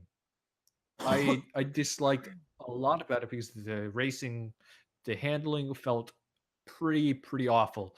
It Mhm. felt like if you were to take a Matchbox car, like right now, just throw it on your desk and then just start like zooming it around on your desk with your hands. It's Sounds stupid. fun to me. It's stupid. Kyler, get out. But this game apparently Easy Allies has this member called Daniel Bloodworth, and he's like a huge racing guy. So I trust him when he says that the handling actually feels good in this game. But the thing that really stuck out to me, and it was news last week, was the way that you change. Because in the Crew 2, it's not just cars; it's cars, boats, and planes. Okay, Oh, okay. Mhm. but it's crazy because the way that you change from it's genius too. The way that you change from car to boat is just a radial wheel. Okay, you open up this wheel, you say, you know what, I want to change into a plane. You do it instantaneously. Your So you can car, jump off a cliff and then fly with your plane. yeah, you can, yeah, exactly. You can like take this huge jump with your car and go, you know what, this is a good idea for the plane. So then you go up and you're a plane now. Oh, that's Oh, brilliant. It's crazy. It's so good. Like I was watching clips of this guy flying the plane over Miami, right? And Miami, there's a bunch of water. So, beneath him was just like this little channel. So he went, you know, this is a good time for the boat. And he switched to the boat and just fell from the sky into the water and just continued on his merry way. It's crazy. Like that is genius. That is how you do that. mhm. Are there submarines? I'm okay. I was looking for submarine racing. All right. Wow. Yeah. I'm sorry, Malik. So I didn't play the Crew 1, but a lot of people share that sentiment that the Crew was just like a very underwhelming. Like apparently they even like it was very Ubisoft styled. Like weren't there towers too that you like go to and like uncovers part of the map like That's- down to a T? Yeah. It's a typical Ubisoft staple. Not Yeah. enough submarines. That Yeah. That too. I remember the Crew 1. I think they sold themselves on like, oh, this is like the real United States or whatever. Which Oh, is yeah. pretty close. It actually takes you 2.5 hours to go from It The, was a pretty big east world, to and it west. didn't look bad. It just didn't feel alive at all. It felt like dead. I didn't play it. I just got that vibe from it every time I like saw it. I think what broke it for us was when we drove into the water and we fell straight through. Like, it Oh was- yeah, I played that game with you, didn't I? yeah, Or like you were at my house or something. yeah. We played it. Yeah. I That's remember what that. broke it for me. Wow, he didn't even It's like remember built Malik. That's how before. much. I do now. That's what matters. I right, go through Malik? this every day. Yeah, it's I Okay, think what do you think about? What do you think I think about when I go to sleep? Vampire the Masquerade. Yeah, that's exactly. true. Spawn. Specifically on the I think about Dreamcast. Spawn, I think and of course Leo Luster as usual. Yeah. yeah, Of course, praise to God. I think what's so appealing about the Crew 2 to me is it feels almost like a realization of what Criterion was going to make I know. that got axed. We don't because- talk about that. We don't. Well, we can talk about it here because we might get something like it. And I Mhm. remember kind of being like blown away by that trailer at E3, Yes. where it was just like, okay, it's a car game, it's another crew game, and then it switches to, like a motorcycle, and then a boat, and then a plane, Yeah. and it kept doing that, and I was And- like, okay. Right. The world is actually open. Like you can actually go and explore the world too. Mm-hmm. Exactly. It's like Forza Horizon on steroids. Where it's like it's like yeah, now you can go in the water and in the air. Also, I have to say, like, you guys need to check this out. These are the best looking clouds. Like, Really? these clouds, What Okay, that's the definitely Crew 2 bold. the clouds? Crew 2 clouds, those are crazy. crazy. I'm gonna have to see this. Checking Yeah. in with the resident cloud expert. Let me see what these clouds look like. Do it because Crew 2 clouds. Let's see. All I see is Mhm. the blue sky. I just see a blue sky. Just one. Confirm. Okay, there is a visible cloud here in this one photograph. However, Oh wow, yeah, those do look great. it could be mistaken as a puff of smoke. I'm gonna have to look deeper. Found one. Found one. Excellent cloud. That is an excellent cloud. Confirmed. This is Cloud Johnson signing out. Crew 2 does have excellent clouds. Crew 2 does have excellent clouds. Put it on the back of the 10 out of box. 10. I wonder They do if look absolutely fantastic. I see this one with a plane flying by a That's- bridge. That's the one. Yeah. yes, dude. Wait, oh, you haven't even seen the clip of like him up in the sky, dude. And like you can go. I've never seen like a game allow you to go so high.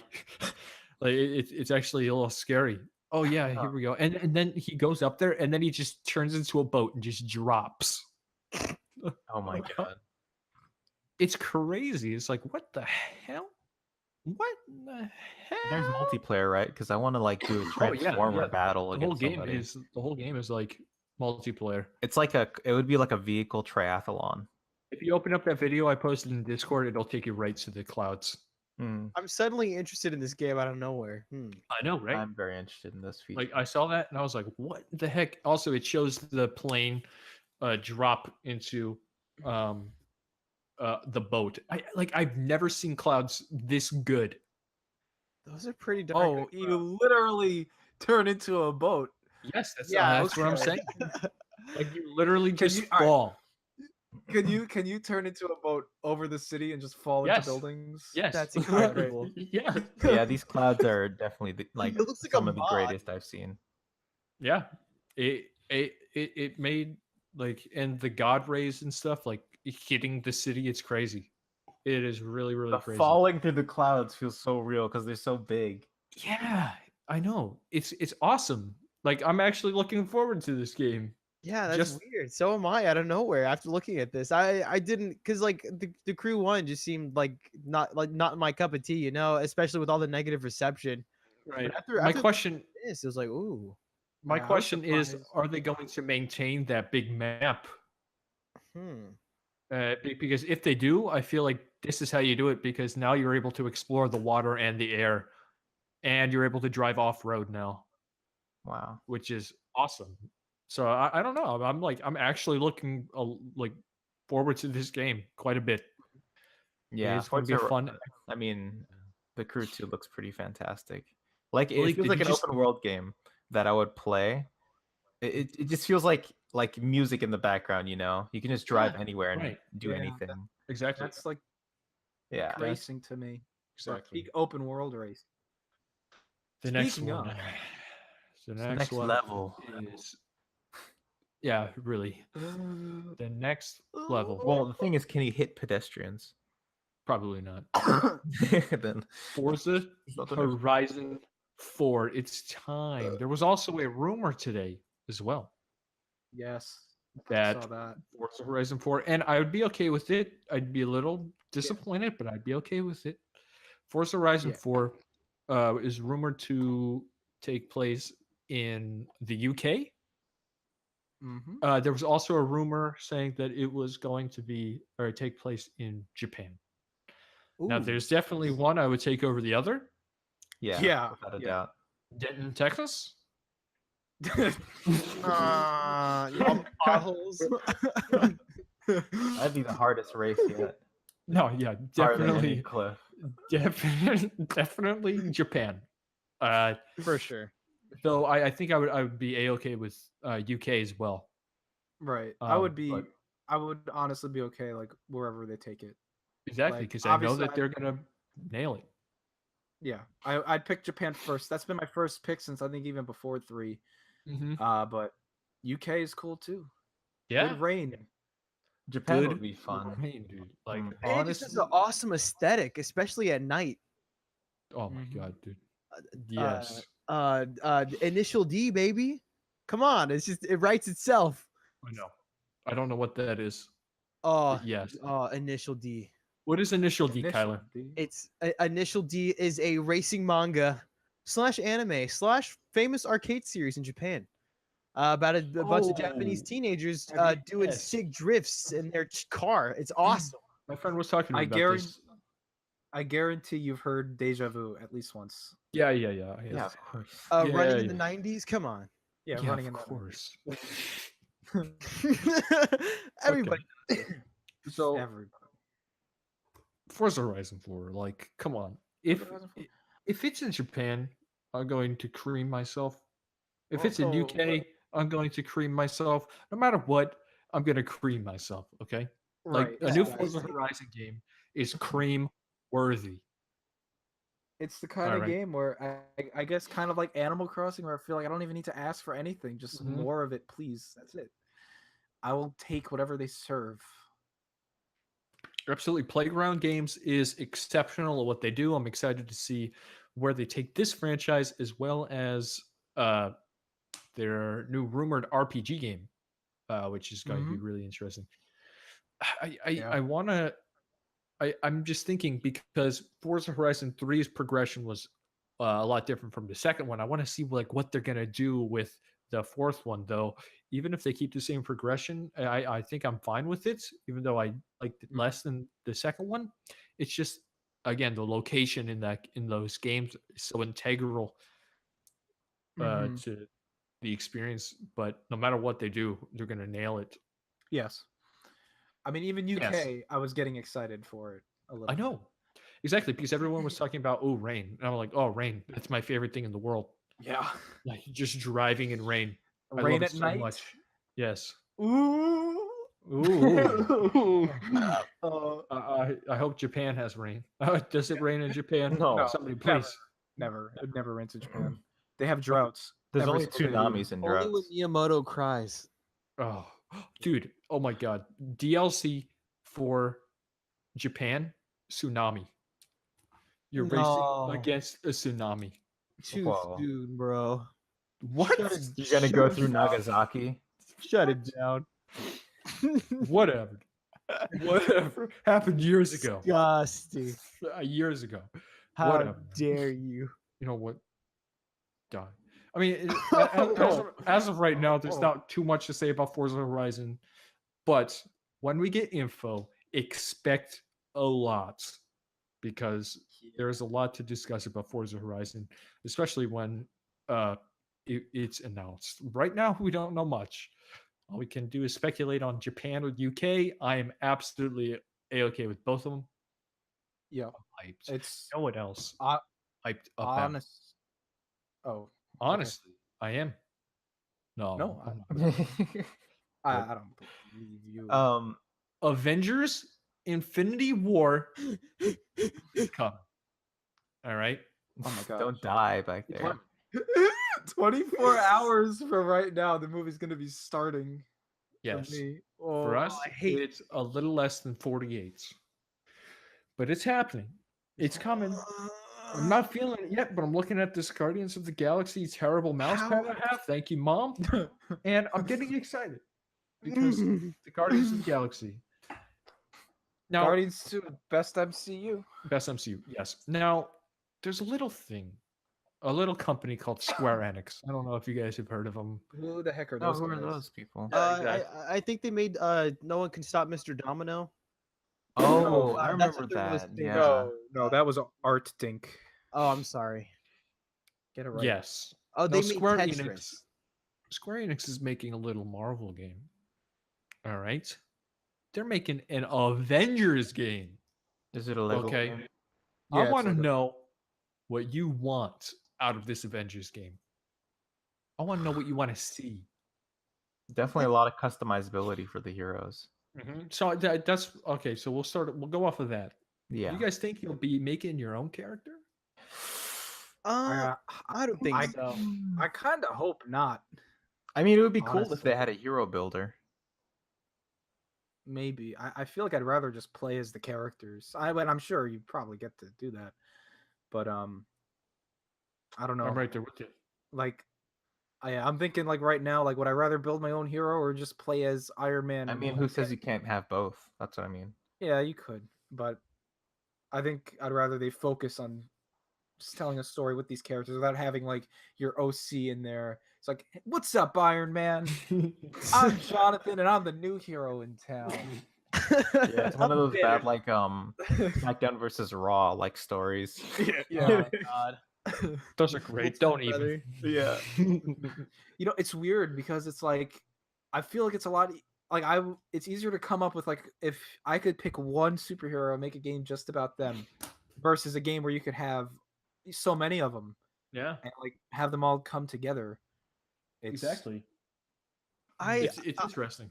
I'm very, very curious to see where they take this because it's not only Square Enix, but it's Crystal Dynamics, right? The same Yeah, people who it- did Tomb Raider games. Yes, yeah, this is Eidos, I think. Eidos Oh, and Crystal Dynamics. oh, I yeah. think they're both making one. Yeah, So the it's- guys, yeah, so they're both they're- making separate ones, correct? Yeah, Whoa, I think one separate is ones. Yeah. I think one is Avengers and the other is Guardians. I'm not sure. Interesting. Yes. Yeah. I So, think that so sounds correct. what they have the most experience in and what they're most comfortable with, what it seems like to me is like story, narrative-driven, like set piece style games. Mhm. Mhm. So with the Avengers, you're not just juggling one person; you're juggling a whole crew of dudes. So I'm really curious to see how they go about tackling that. Like, is it going to be like multiple storylines? Right. Like I for think each character, or are they all going to be together and you switch between all of them on the fly? rumor has it is that there is a single player, and then there is like you could play single player or multiplayer. Mm-hmm. And Yeah. it's kind of that I don't want to scare you off with this, but it's kind of that like games as service. Right. Oh, I was just about to bring that up because I was looking this up to make sure I was reading the right thing. And I found this interview where they said the Avengers will be a game players play for years to come. Exactly. Which, pretty much implies that there's going to at least be something there that's going to keep people coming back over and over again. Right. Another thing that's really interesting to bring up is like, is this going to factor into the Spider-Man game too? yeah. Which- So they It's weird asked. because yeah, go ahead. Okay. Oh, actually, yeah. You go for it first. Okay. They said that like, or Marvel said that this is like starting off their game universe, which is really weird because what that infers is that this Spider-Man game is part of their Marvel Universe. game universe. Wait, Yeah. is or isn't? It is. Yeah. So yeah, they asked Bill Roseman, who is the creative he's like the lead video games guy of Marvel games, and he's the one who kind of goes around and like oversees all of the projects. And their first project was Spider-Man, to lift it off the ground. But they asked him recently because we know Spider-Man has references to the greater Marvel universe, Right. if that will be connected to the Yep. but the only response they could say is that it's never a flat out no. It's like we're not talking about that at this time. So to me, That's that it. that just straight up confirms it that Yeah, exactly. there will be references. Like Spider-Man will be the first, and then like it'll definitely reference like the upcoming Avengers project, which is weird because It's so interesting. yeah, it's really cool that they're doing that, but it's also weird that they would put multiplayer components into the. It's not that weird. I could see them doing like From a as a business- games as service things as a business thing, yeah. Yeah. But it's just I that's the last thing I was expecting for some reason. I was Right. expecting more of like a Tomb Raider-y. Yeah, it's weird because while making that Spider-Man game part of this game universe, you're isolating a bunch of people that don't have a PS4. Right. Yeah, I exactly. was just thinking that. Like it's weird that they're gonna kick it off with an exclusive and then follow it up with games that 99% chance won't be exclusive unless Sony. Oh my breaks god, them. dude! If Sony got like the rights to all the Marvel games, Whoa. game over. Oh my Game God. over. It's interesting because with Spider-Man, Insomniac, they could have made any Marvel character. Like Disney went to Insomniac and they're like, Mhm. okay, we want to work with you and Sony to make an exclusive Marvel game. What character do you want to do? And so they could have just chose from anybody, but right off the bat they picked Spider-Man. So that's Yeah. interesting that they're willing to make just any the Avengers game could have been an exclusive Sony game. So this means that like, are we going to see more exclusive Sony Marvel games in the future? Like that's what I'm wondering. Because like, what if they made a Daredevil game to like Sucker Oh. Punch or something, or like some Santa Oh. Monica side studio? You know what I mean? I can see it. I want a Moon Knight video game. Yeah, Moon Knight's pretty cool. It's I don't know because Insomniac isn't owned by Sony. Like I don't Yeah. know, like would Sony like put one of the studios that they own that they can do anything? Makes it even Would they- weirder, right? It is because I think it was actually Sony. Like they gave the rights to Sony, and then Sony went out and To- said, "Hey, yeah, Insomniac, you guys do exactly. this." Yeah, they Instead of it- yeah. Marvel was always like, you know, we want to make a Spider-Man game, and then I mean, they were like Sony, you want to do this? They were like, yeah, and they they already saw Sunset Overdrive and was like, Insomniac is the best right, studio for this, right. so let's give them You- Spider-Man. I don't think any of this is actually confirmed, but I mean, Sony has like they still have the movie rights to Spider-Man, even though they share them now. Mm-hmm. Yeah. So- Well. That was the thing is that they weren't even looking to make a Spider-Man game. They're just looking to make a Marvel game. And Insomniac could have just picked from the larger bucket, but they just specifically said, "Hey, we just want to do Spider-Man."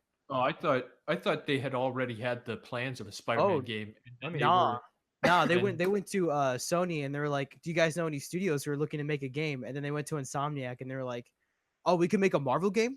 What game do you guys want to make?" And they're like, "Let's do Spider-Man. Let's do Spider-Man." That's Yeah. interesting. Yeah. I thought that that Sony was like, yeah, we have like Insomniac would be the best studio to make. The Spider-Man game. Yeah. I Game think- Informer posted a video recently talking to Ted Bryce about it. Nice. That's cool. I think I'm looking at this now from last month. Long story short, Sony came to us and asked if we wanted to work with Marvel. They let us decide what character we wanted to make Oh, a game wow. on, and we chose Spider-Man. Now, obviously, I mean, if I was Nice. Insomniac, I wouldn't pick anyone else either. Right. Yeah, exactly. It's the obvious choice. So what kind of like missions? It's so weird because I think that we're gonna get something along the lines of GTA 5's campaign for the single player, where it'll focus on a couple of the Avengers, Mm-hmm. and then you can like switch. And that would be awesome if you could like switch from character to character, and like GTA 5, they were all doing something different. Yeah, you know, What it's if you make funny. storylines that focus around people, but you could play the different like characters that surround them? You know what I mean? Kind of. Like there'd be an I arc was- for, let's say Black Widow, Uh-huh. and then you get whoever's surrounding her at that time. Yeah, that'd be cool. Yeah. Yeah. Well, I know you brought up Legos earlier, Malika, as a joke, but like I'm actually thinking now to the Lego Marvel game, which was kind of like this mission-based thing. You could choose your Avenger, and they were all like they had all their powers. Like they look like Legos. It was the Lego structure, but it was like a Marvel adventure. You would just play through different heroes with each mission and do their thing. So Marvel And Ultimate then- Alliance. I never really played the Ultimate Alliance. So, Yeah. yeah. It is. And then after that, you would have like an open world where you could Yeah. explore the city as whoever that you wanted to. You could swing around as Spider-Man or play as Iron Man and fly around everywhere. And I guess that's kind of what I would want. Mm-hmm. Yeah, like Is- the Lego superhero games are actually like, They're you know, good. they're decent fun. Mm-hmm. They are good. I would just want them to nail how every hero feels. Like I want Iron Man to feel like I can fly around and shoot lasers as Iron Man, and Captain America I want to be like the best brawler. You know, that kind of thing. Right. Yeah. So Like- do you, actually go for it because mine kind of veers off topic. Yeah, I mean, I guess for me, it's like I want them to make everything feel like there could have been a whole game around one character, which Mhm. is obviously is a lot of work. Oh But, yeah. I mean, Yeah. we're just talking like pipe dreams right now. No, yeah, for sure. So, Yeah, that's what we're talking I about. was That's what we gonna do half the time. I was gonna say, what what Avengers do you think they're gonna focus on in this game? Like, do you think there's just gonna be like a set of like 4 or 5, and they're just gonna be the main ones? Probably not anyone who isn't already in the movies. Yeah, It's just Hawkeye. Oh, just honestly, Hawkeye. Yeah, it's just Oh, Hawkeye. dude, That would make sense yes. though, because it's Tomb Raider. I would Yeah. play a Hawkeye game. I would love a I would Hawkeye play a game. Hawkeye. yes. Hawkeye's pretty cool. And give him Did that. he have his family too for the story? give No, him they're his dead. Yeah. costume. Do His it. own what? His OG costume. Oh yeah, with the purple. Yes. Mhm. Yeah, baby. Dude. Like I would think Iron Man is a must. Captain America and Black Panther, I feel like Panther. guaranteed those Thor. 3 at Dude. least. Thor, Thor. Hulk. Hunk. I would love Spidey. Ant-Man. I think Insomniac would be like, hey, yeah, here's Spidey. Yeah, I mean, that's really no big deal. Spider-Man, just throw him in there.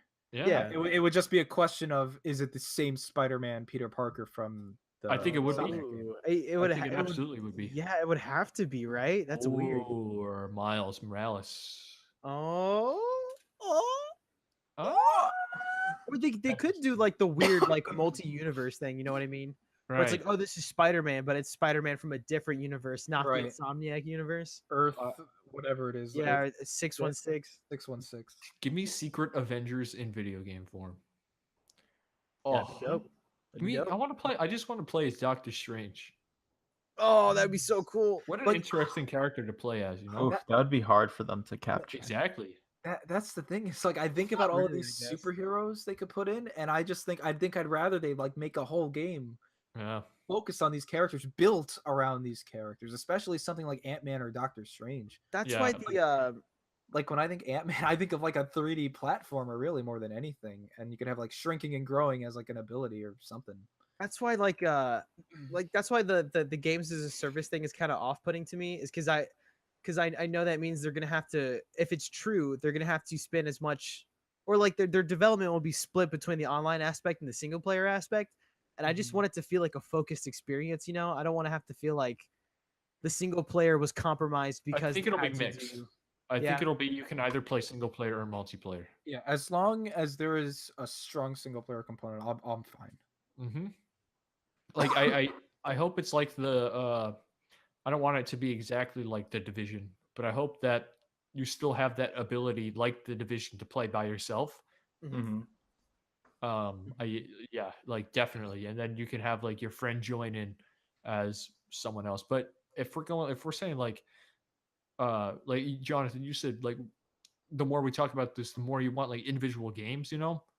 Mhm. I feel like there are like a select Avengers that I feel like wouldn't really have much to contribute as their own games, Right. like Captain America or Black Yeah. Panther.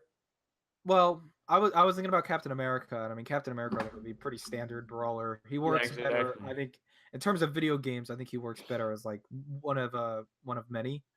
Black Mhm. Panther, though, I think you could do some fun stuff. as I a feel villain. like Black Panther would be pretty close to like Arkham games. Yeah, it would probably be like the closest thing that Marvel would get to like their own Arkham, Yeah. and I think that'd be cool, you know. It got me curious because wait, like I feel like all depending on the success of Spider-Man, like regardless of its quality, like I feel like that game's gonna sell gangbusters. You know what I mean? Yes. Oh yeah, no matter what. And that is going to be huge for Marvel and for Marvel games. Like this is going to put them in like the video game business. You know what I mean? Like everything is riding on the reputation of this game. Like it's huge. Right. This and the Avengers title. But Mhm. what got me curious was like I have no doubt that we're going to see future single player games based on the characters. But I'm wondering like what other AAA developers they would get to make a game. You know, like pull them away from whatever projects they're working on. Because like could they potentially like if Insomniac wants to make a Sunset Overdrive 2 or a another Ratchet and Clank, you know, like instead of making Spider-Man, could they just give Spider-Man to another developer to like continue the job? I hope not. Because that would be like that's so weird to me. And like what other AAA Well- studios would be developing Marvel games? Right. At the same time, I wouldn't want Insomniac to be stuck without Spider-Man for the next 10 whatever years, you know. Yeah. Same, yeah. I mean, what if was- it turns out really good and you can just easily make DLC for it? Not for, Yeah, not like like they- 10 years worth, but Yeah. Yeah, well, you'd have to move Yeah. on to like a new single player story eventually, I think, or a new Yeah. like base. yeah. Yeah, you Yeah. would. I just had this thought hit my head, and it's not gonna happen ever. Did it But I just hurt? imagined. No, it didn't hurt. It kind of hurt. I just imagine what if like Sakurai ever got to make a Marvel game? Oh. What character would he do? Hawkeye. Captain America, obviously. I'm Oh. imagining like You actually stopped my heart for a second. What are you imagining? Kid Icarus? I don't know what I'm Combat? imagining. Yeah. No, I mean, I'm thinking of like No. I'm thinking of like who would be the best hero to apply that Kid Icarus like free form style to, where like they just use like whatever, and like it's got like this just like this grand adventurous scale. Iron Man. Iron Man. Oh, Ooh. Iron Man yeah. could work. Yeah, because he flies and darts around. Yeah, I mean you could just you I could have know. like the flying sections and then the ground sections. Yeah, I mean, Iron it wouldn't Man. have to be That could as a work. clone, but Too bad it's not gonna Mm. happen. you're You're about to right. something. it's not gonna happen. Dude, I mean, oh do my you guys god, what- remember those Iron Man games? Yeah, they were bad. Yep. Very bad. dude, do you think that Sony? Because like at this point, like, come on, who's gonna say no to Disney and making a video game, right? Like, do you Right. think they would ever go to Nintendo? Because like, imagine what a mashup that would be. I think they would, but Nintendo would say no. Yeah, they would be the only ones to turn down a Marvel. Yeah, Like I actually think they would say no. yeah, Nintendo's weird. I mean, they had GoldenEye, which was huge for them, but that was rare, really, more than anyone. Yeah. There was actually a fun little history thing here for you. Nintendo was interested in getting the Harry Potter license IP. What? Yeah, I don't think it ever got like close to happening, but they put in a What the bid. hell? At some point, Nintendo said, Whoa. "We want Harry Potter." Why?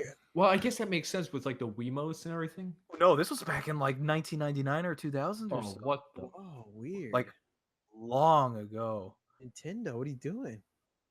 But they didn't make it a priority. They put in a bid, I think. I have to don't care look this about up. Harry Potter. I know, but I'm just Like, saying. No, I know. I'm just saying, like, I don't care about Harry Potter. I like Harry Potter. It's like I know there are like these rumored Harry Potter games now, and it's like I don't give a fuck. Really? I don't Yes. know. It always seems I like think kinda- something like having a character in that kind of universe would be really fun. If they had a game where you actually could like learn all the spells and stuff. Don't say the V word. I think Harry Potter is kind of like Marvel, where it's weird that it's been this long and there hasn't been like some breakout video game. I mean, What there are have you been talking fun about? You games. saw Kyle Bossman's video. I know, yeah, that's true. there has been great Harry Potter games, Oh my god. but yeah, Nintendo probably wouldn't bother. Yeah. So yeah, what third-party developer would you like to see make a game, and what game? Like as a dream thing. Like for Yeah. me, it would probably be like well, it's already happening, the Spider-Man game, but like Yeah. another one I would love to see is like a Daredevil, you know? Mm-hmm. Daredevil, I feel like would kind of fall into that brawler Yeah. thing too. I don't know. Now I have to think. Like I have to think from all the developers, who would I pick? Ooh. Mhm. Okay, I think I got it. Hit me. Doctor Strange, Okay. done by Ninja Theory. Oh, okay. So like third-person actiony? Yeah. Okay, I can see that. Let's see. Doctor Strange, done by Ninja Theory. I think Ninja Theory has like the experience of telling like a psychological story. Oh Yup. yeah.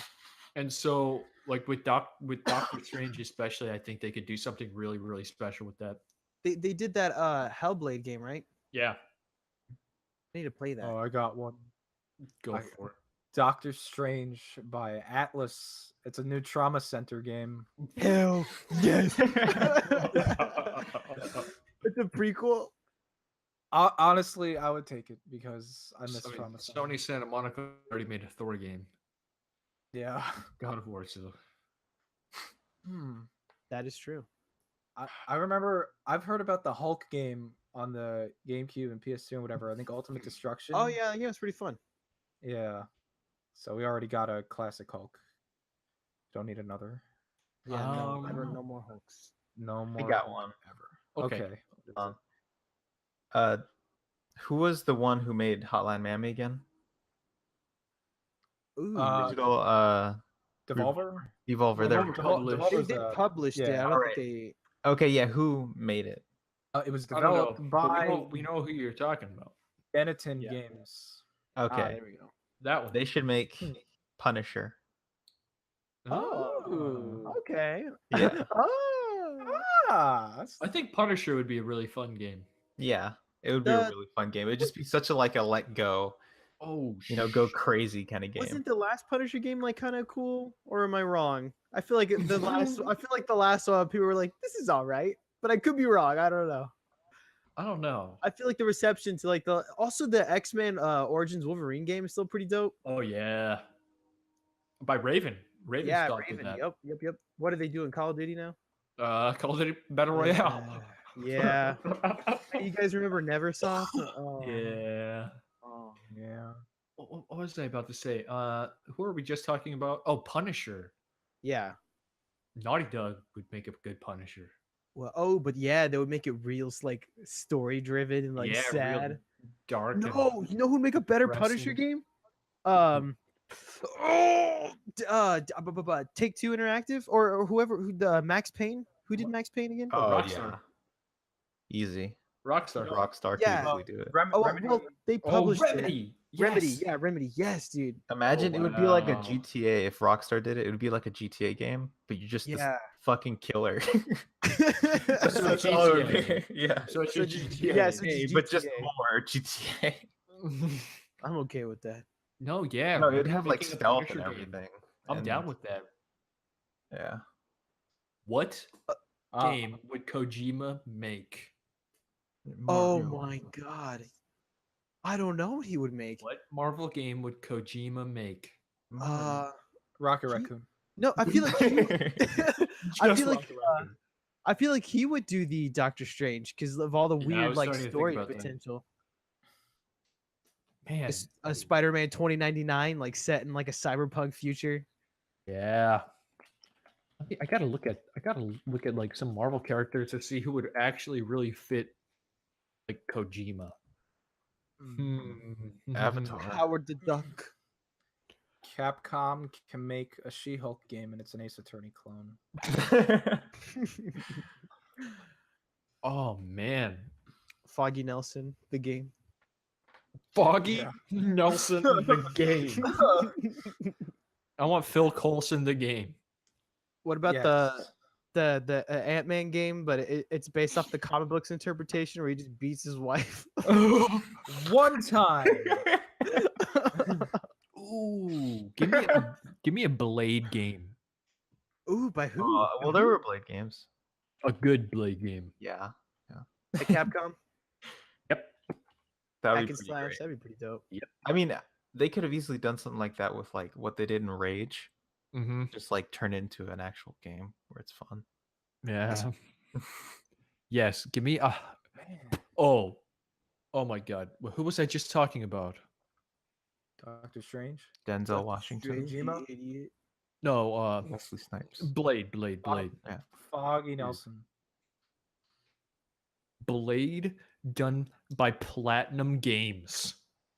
Oh yeah. Oh yeah. now we're Hideki getting- Kamiya on Blade. Oh my god. Oh, What about what game would Suda51 make? Ooh, that would be interesting. Ooh, That would be really fast for Blade. Do you think they can make it gritty enough? Dude, if it's like Devil May Cry, oh yes. I'm trying to Oh think. yes. Suda 51 would do Howard the Duck. Yeah, Oh, I actually, can see that. actually they would. That's a Oh, good I'm one. so down for that. That's a good one. Now I'm sad because these games are never gonna happen. Which is good. Well, never say never. that- I don't know.